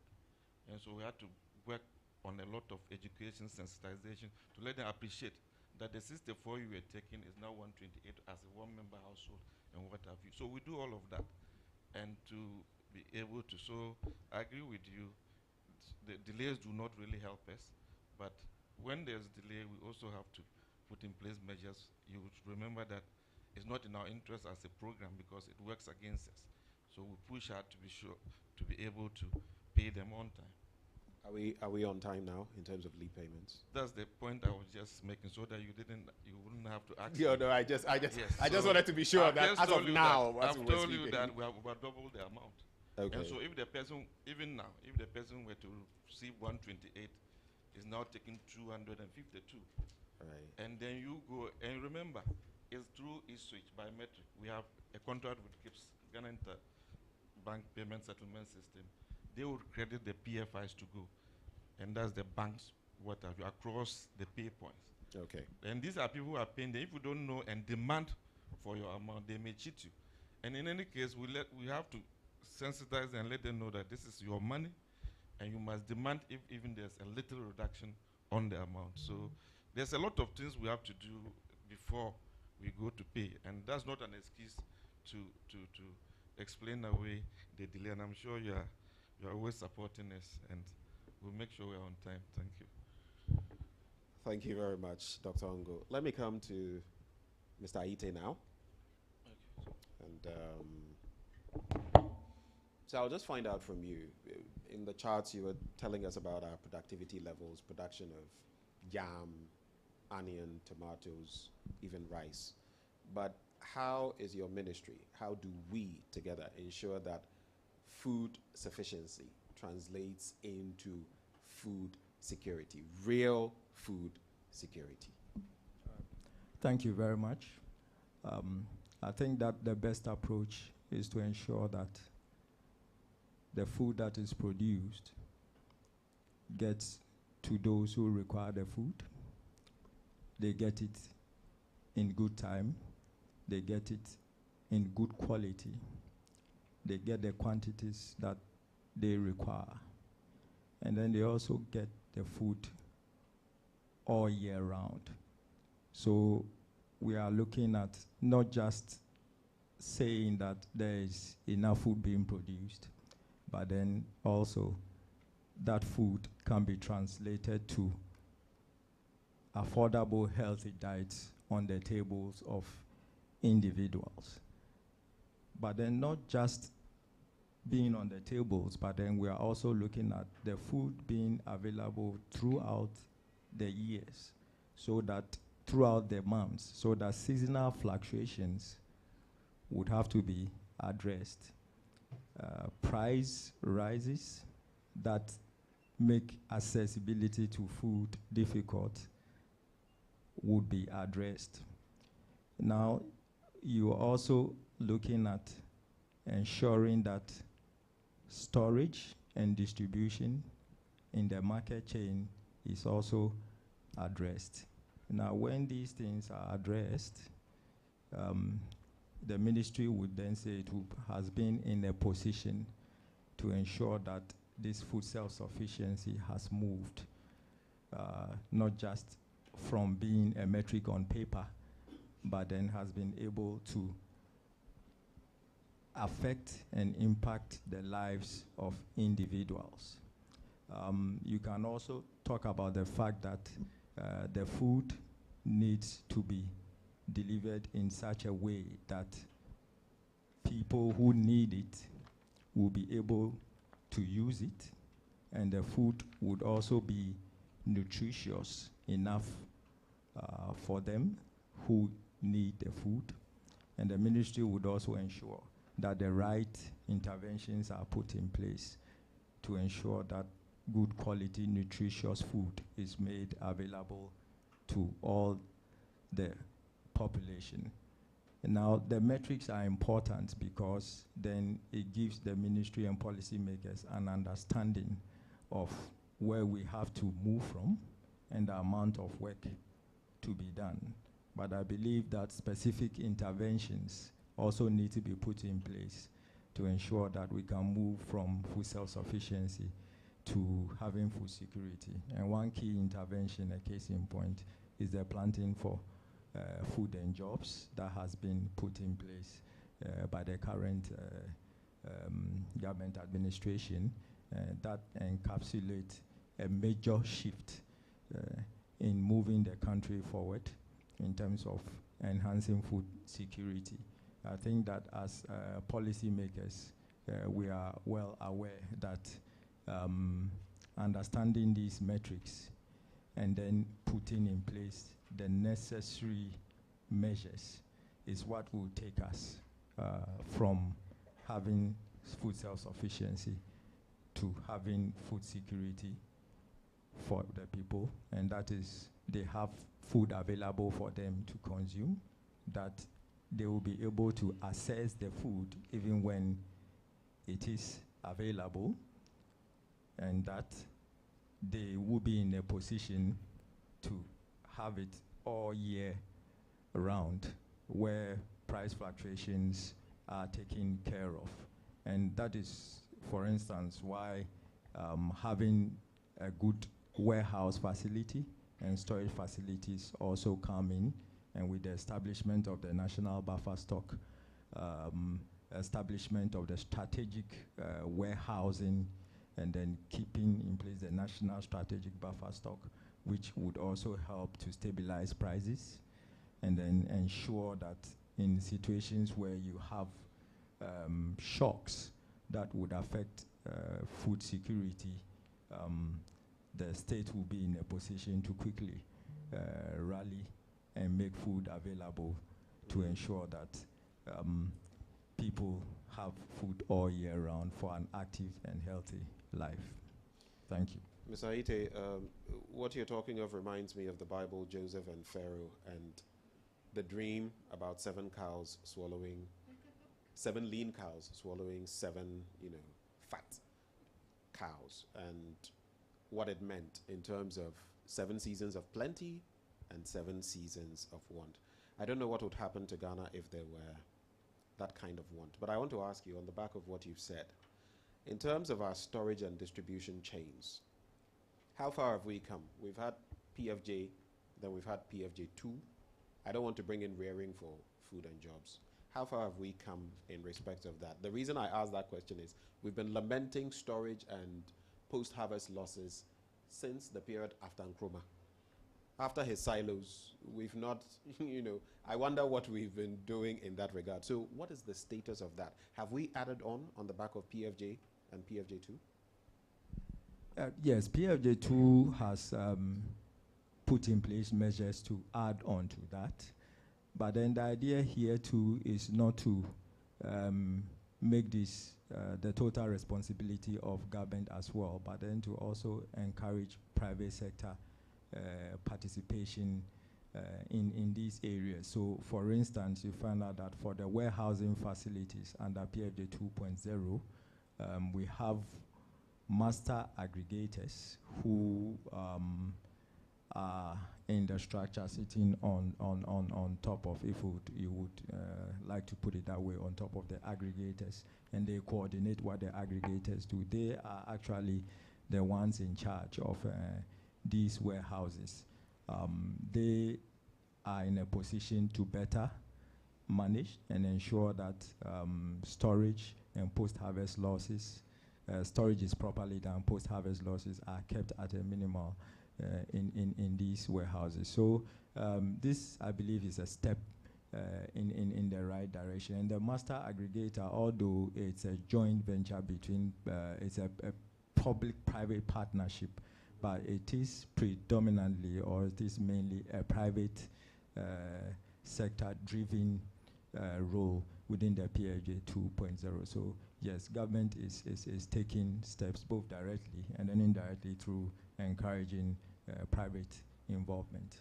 All right. Please bear with me, ladies and gentlemen, and Mr. Aite himself. I'll just ask you a little follow-up question. Yesterday, when the minister came, he spoke about all year round, production. You are also talking about it. So I'm beginning to think, is this a policy? Is this something that is in any policy document? Is it an approach that the Agri Ministry is taking in line with dealing with multidimensional poverty? Is it something you are, because the minister said it yesterday and you are re-echoing it, so I want to find out, is it policy specific? I wouldn't say that it is policy specific, but it is definitely an approach that the ministry has to take, yes, to ensure that food security, our food security targets are achieved in the country.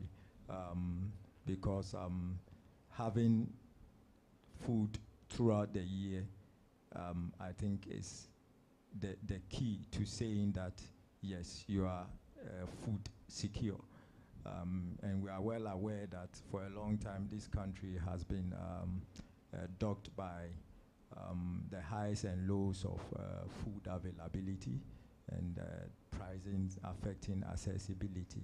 So it is a situation that is begging to be resolved, and I think we have a very good opportunity this time around to do that. Thank you very much, Mr. Aite. Now, coming to Mr. Oseinji, if I asked what the inflationary rate for Ghana was right now, I'm sure a number of you would be able to answer. What is Ghana's GDP? I'm sure a lot of you would be able to answer. But if we ask multidimensional poverty and food insecurity, what are the statistics? Even those in the room, though we are discussing them, the breakdown would be difficult, which is why I ask, should multidimensional poverty and food insecurity statistics be given the same prime of place that we give to inflation and GDP? And if so, how do we achieve that both from a financing and a use perspective? Mr. AMG. Okay, thank you, moderator. Yeah, yeah, I like your question. Your question is very good. But I know, from coming from Minister of Finance perspective, apart from our broader objective of ensuring macroeconomic stability, we are also to ensure that all the ministries at least get budget to be to implement their programs, and it behoves on each MDAs to prepare their plan and then present their plan to Minister of Finance during the budget hearing, and based on it, there's a trade-off. There's a trade-off with how much the minister can get based on the overall fiscal envelope, because the fiscal envelope is not limitless. So in terms of government priority, the allocation is tailored towards the priority of the government within the medium term. So whilst we look at the various priorities of the ministries, we are also looking at the key priorities of the government of the day. And so when it comes to allocation is tailored towards the priorities first of the government, and also what the ministries come up with in their annual action plan. So Minister of Finance on its own will not veer towards looking at a particular priority.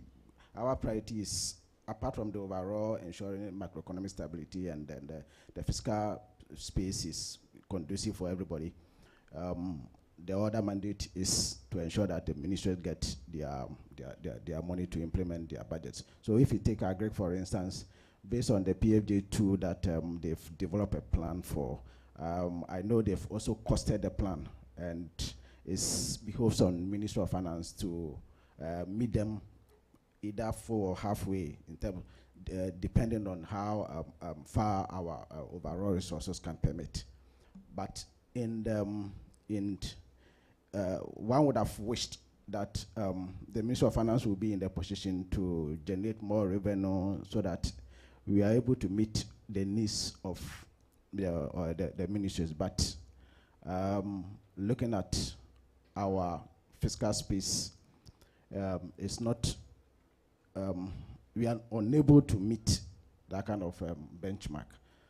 But having said this, I know that's why prioritization comes in. At any point in time, you should be able to prioritize. And once you prioritize, and then whatever resources that is made available to you, you should be able to take care of your priority areas, and then postpone the less priority areas to the medium term. And I know for Agric, I'll use Agric because Agric was a focal point here. So far, in terms of our releases to Agric, has been quite good. From 2017 to 2018, the overall Agric budget was hovering around 900 million. But current year, the budgets have jumped to 3.3 billion, which is almost like 300% increase. So this indicates... Could you repeat that? Yeah. I think some people didn't hear it well. Please repeat it. Okay. So the Agric budget from 2017, the average of Agric budget from 2017 to 2020 was around 800 to 900 million. The average is around 900 million. But the current year's budget is 3.3 million. So you have 3.3 billion. 3.3 billion. Right. Yeah. So you have an increase of this tells you the kind of focus that we are giving to agric in terms of, if you even remember yesterday when the minister spoke, some of the vision was quite ambitious. If looking at even his vision on the irrigation and then how much investment is going to irrigation, and the plan to have or minimize complete importation of rice.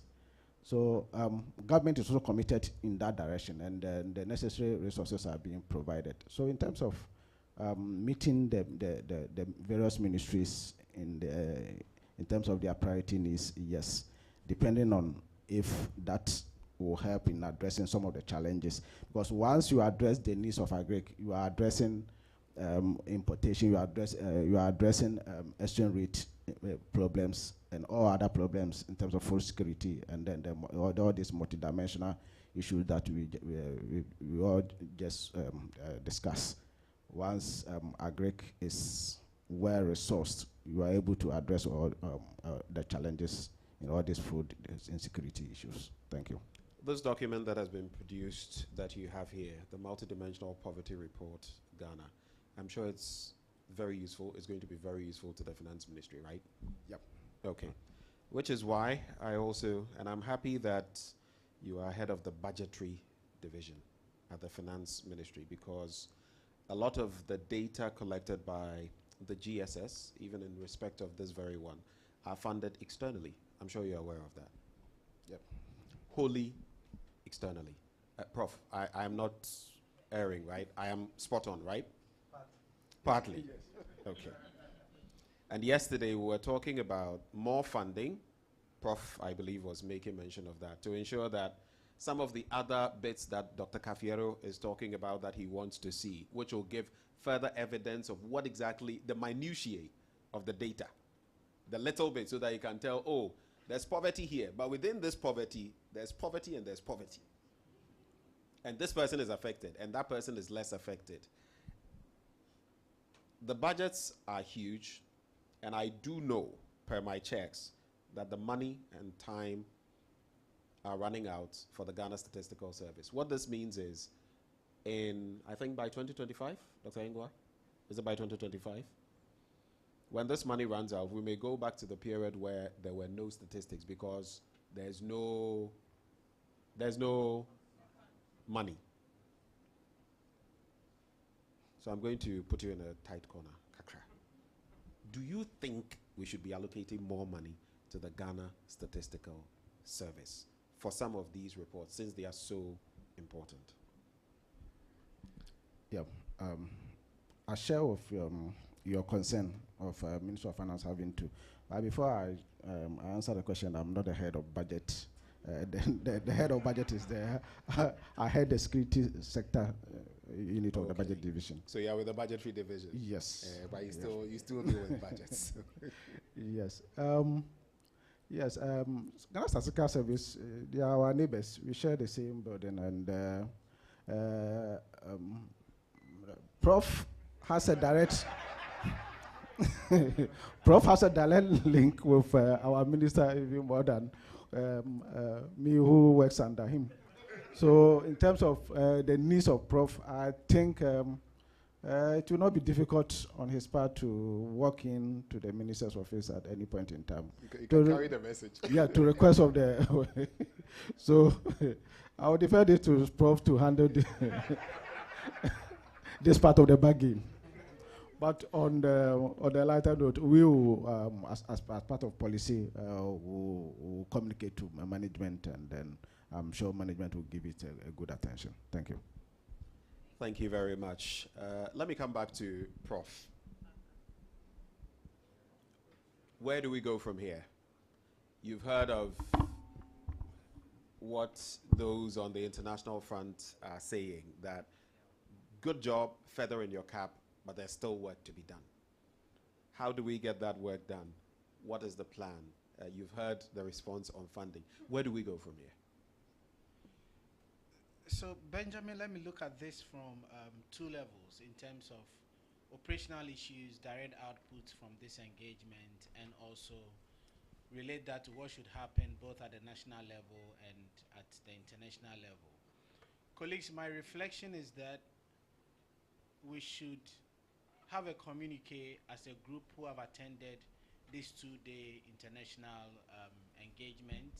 As was indicated in the opening remark, issues that we've discussed here are not only for Ghana, they are issues that really are affecting us on the continent. And one way we think that we can make an impact going forward is to have a communique and highlight 5 or 6 of the recognitions that we've collectively agreed on. On top of my head, the immediate one is that we tell the international community to further reflect on the WFP approach and the FO approach so that we get a documentation right on what they mean.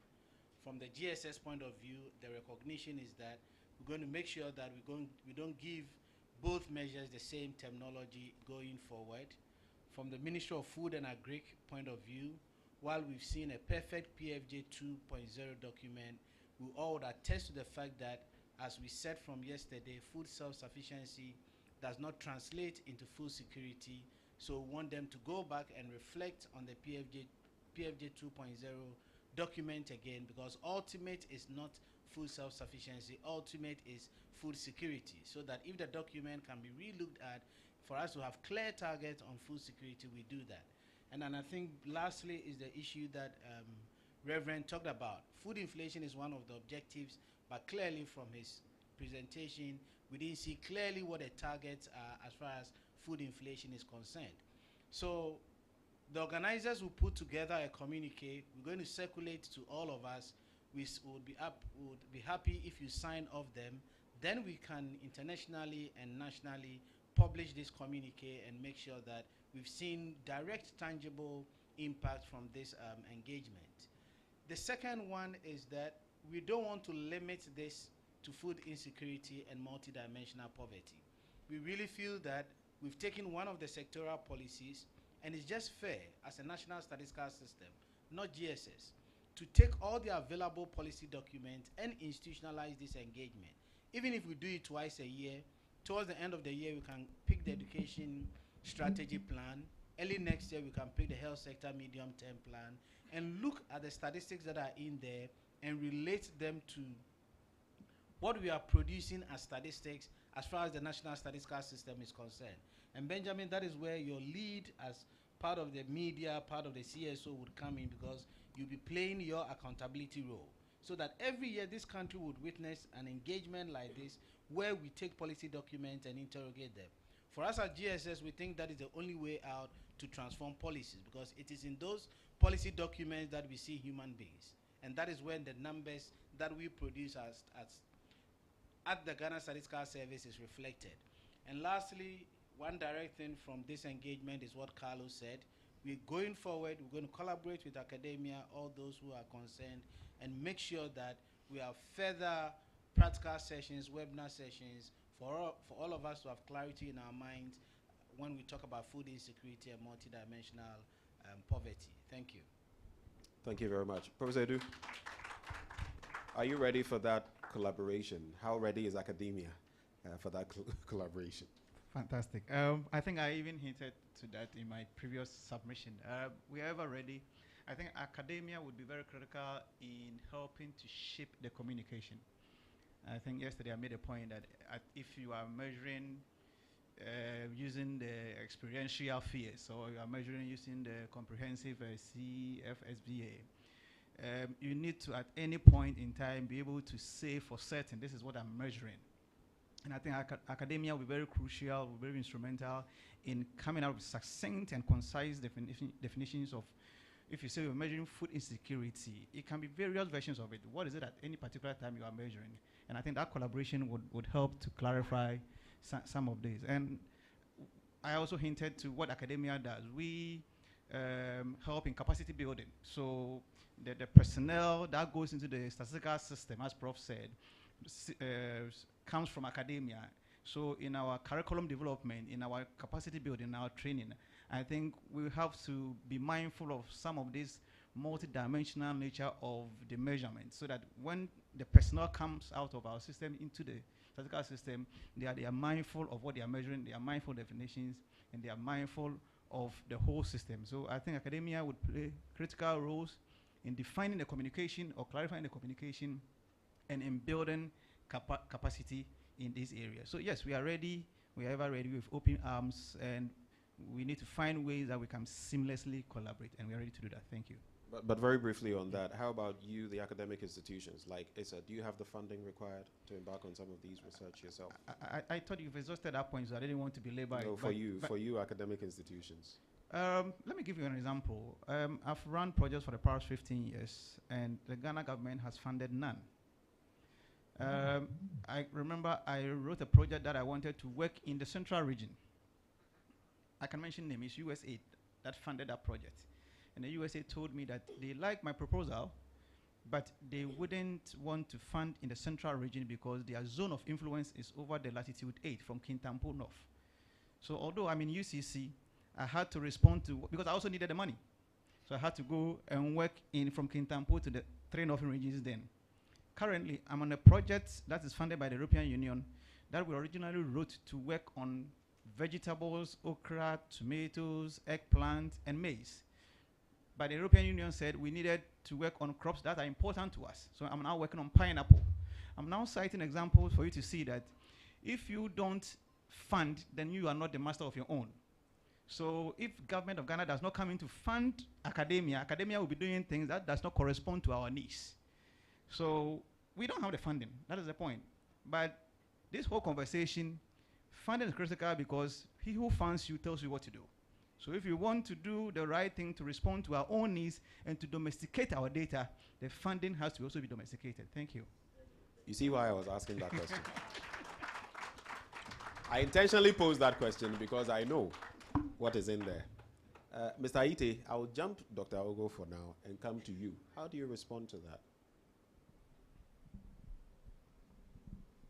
Funding? Yes, and I'll come to him as well. But you see, what you say also in a way impacts. He was just saying that they've moved from what, 900 million thereabouts to 3.3 billion. Can some of the academic institutions get some of the funding so that he can research into okra rather than pineapple that maybe he's not interested in, and stay in Cape Coast rather than go to Kintampo? Yeah, I think that sounds right, but then probably not from the Ministry of Food and Agriculture. I dare say that maybe from the Ministry of Finance. But yes, that is a very important issue. We should be able to chart the course of our own development and be able to put resources into what the nation considers as priority. So if it has to be okra, then I think that we need to find the funds to make sure that we do the research on okra and attain our national development targets.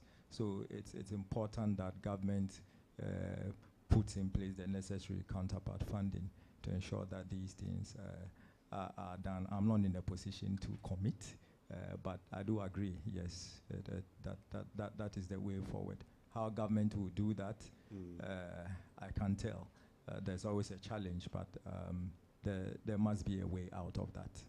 I'm going to ask you this, as a technocrat, not a politician, as Ahmad started, as a technocrat, is this something that as you walk the corridors of power, statistics, you lead in statistics, research, and information management at the Food and Agriculture Ministry, is this something you would consider bringing up for discussion? Yeah, absolutely. I think so. Yes, it has to be brought up for discussion because, again, not that charting the course of our own development, but then we're also looking at even sustainability of our programs. I think that we are best positioned to ensure that the programs that we start are sustained through until we achieve the goals, and that may not be determined by outsiders, yes, but it has to be determined internally. Yeah, absolutely. Right. I'll come to Mr. Osei on that, but just before I do, I'll wrap with, I want him to have the final word because they hold the purse strings. They hold, so, and he's with the budgetary division, so we can have confidence that he'll be able to lead us somewhere at the end of all this. Dr. Ogo, so when it comes to gender, social protection, children, as you give your final words on this, what the way forward is, I just wanted to share with you something that I see all the time that breaks my heart. I'm sure most of you have experienced it. The street urchins. Street urchins, what we would call the children who beg by the streets. You see some of them. I think the other time I saw a girl who couldn't have been more than 5 years old. And it was around 7 p.m. And she was out there.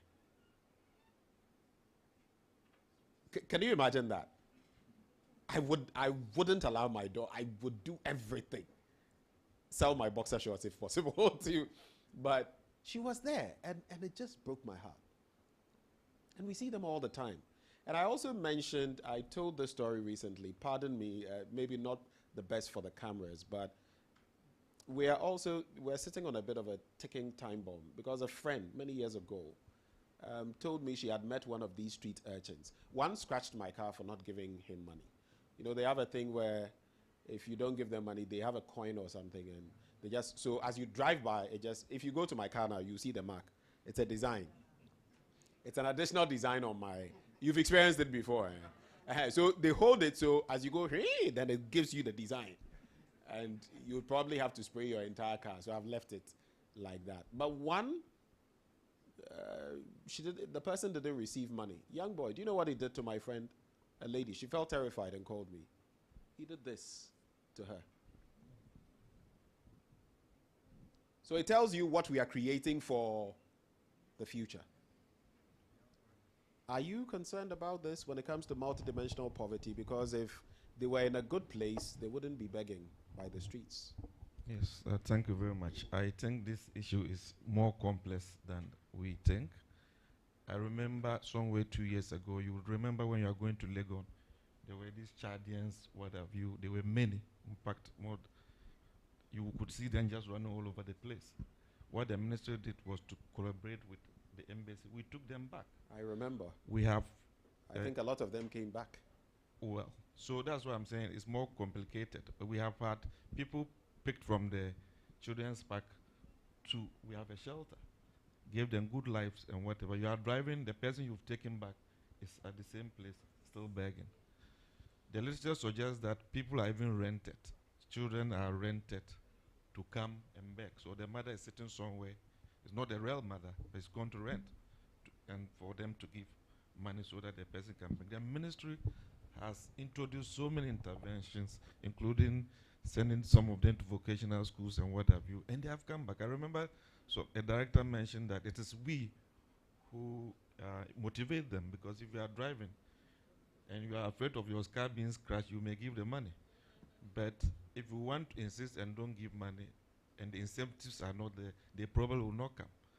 And he made that point at the forum, and the next day some of them went and gathered around where he was and was demonstrated, you see. So it's very complicated, and I think it requires a multidimensional approach. All of us, education sensitization. A multidimensional yes.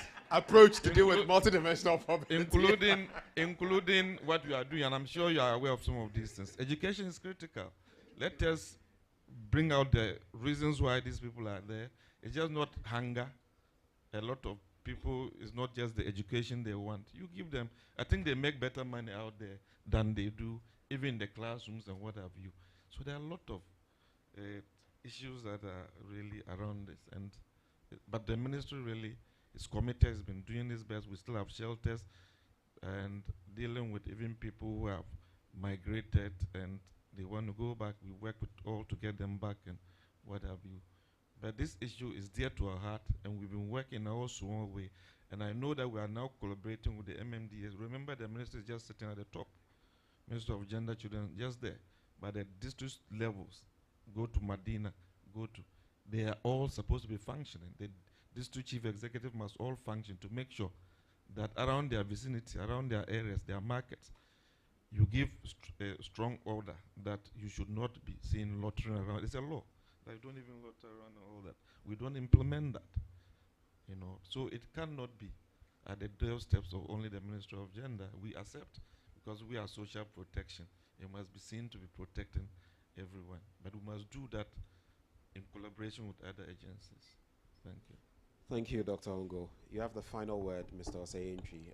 A number of things have been brought up. Academia, for example. Our brother is, looking into pineapples when he really wants to look into okra.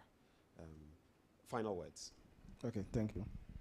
Yes, I know in the academic front there's much talk of research fund. I guess his concern will be better addressed by assessing the research fund. And alternatively, I know each ministry has their research divisions. And if a ministry wants to prioritize research, it's supposed to be part of their medium term, and then the argument they come forth with in the Ministry of Finance during the budget hearing, and then funding is made available. So if Ministry of Agric can choose to dedicate a portion of their budget for research activity, and other stakeholders but this is interesting. Can you see, I was telling him, and he was telling me, no, we don't, so talk to them. Now you are referring him back to... Yes, yeah, because Ministry of Finance itself, we also have our research department, and there's a dedicated budget for it. So they also do their own research on the economy, all the macroeconomic indicators. So each ministry should also have prioritized research. But there's also an angle of solicited research and unsolicited. So because the funds are limited, I'm not sure any ministry can meet unsolicited requests for funding. So, but it all boils down to prioritization. If I agree things that doing research on specific areas is a priority, it dedicate part of it, allocated budget for it. That's what I can say for now. Thank you.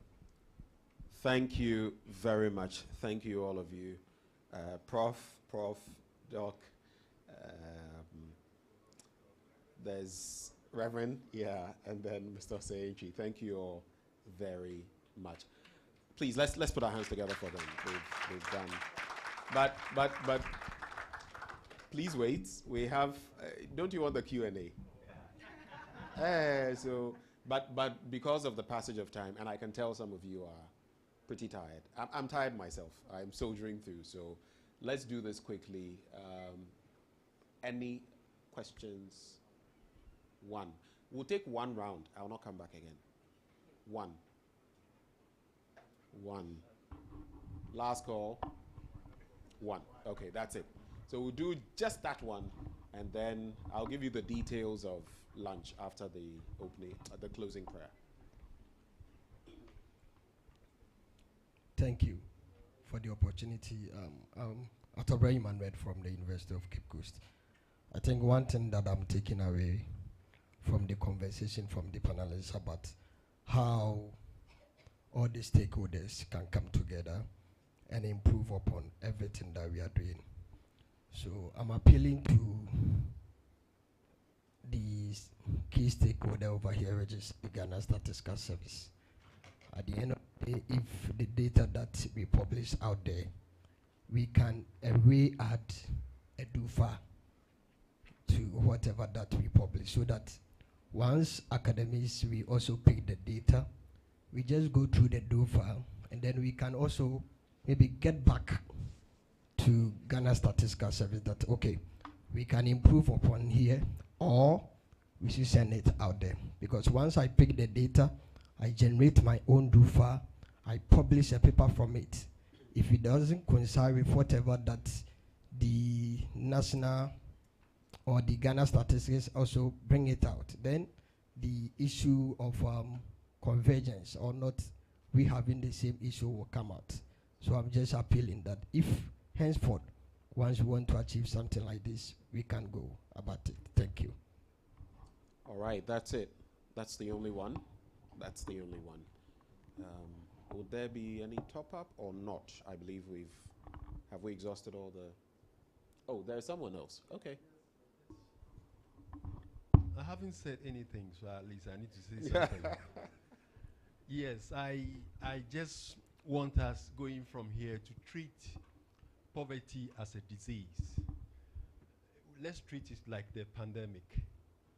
The way we treated COVID when, it's affected us. We were able to mobilize funds within. And so I think that if we look at poverty as some kind of COVID, the future will be bright for us. Thank you. Thank you very much. You know, interestingly, when you look at the SDGs, number 1, no poverty. First one. The very first one is the most basic, right? No poverty. Number 2, zero hunger. Those are the 2 things we are talking about. Thank you so much, gentlemen, members of the panel. Thank you all for making these 2 days very impactful, but the real work begins when we leave this place, not what we've come to talk about. After we leave this place, what happens? We can, like I said, we have a 2010 Constitutional Review Commission work, detailed work, incredible work. It's gathering dust. So hopefully we'll implement these things and make the most of them. And people like me, Prof, I can guarantee, you know me already, on air when the politicians and the technocrats come, we'll deal with the issues. We'll punch them a bit, but all in a friendly way to ensure that Ghana benefits in the end. I would like to thank all of those who participated yesterday and today, our special guests from the World Bank, the WFP, among others. Mr. Sonoiki, is it Sonoiki? Olatunji. Olatunji Sonoiki. Some of the names you have to take. I need some of your okra to pronounce those names. But just to give you some guidance when it comes to lunch before we go, so that right after the closing prayer we can go. We'll not be having lunch where we did yesterday. We'll go to the Atlantic restaurant. I'm sure we'll get some guidance. So please, the local participants, go to the desk. Jifa will be there together with others to give us all guidance as to what to do from there. Without further ado, I believe we can draw the curtains on the event. I would like to invite to deliver the closing prayer, Mr. Emmanuel Beidu of the Ghana Statistical Service. Mr. Beidu.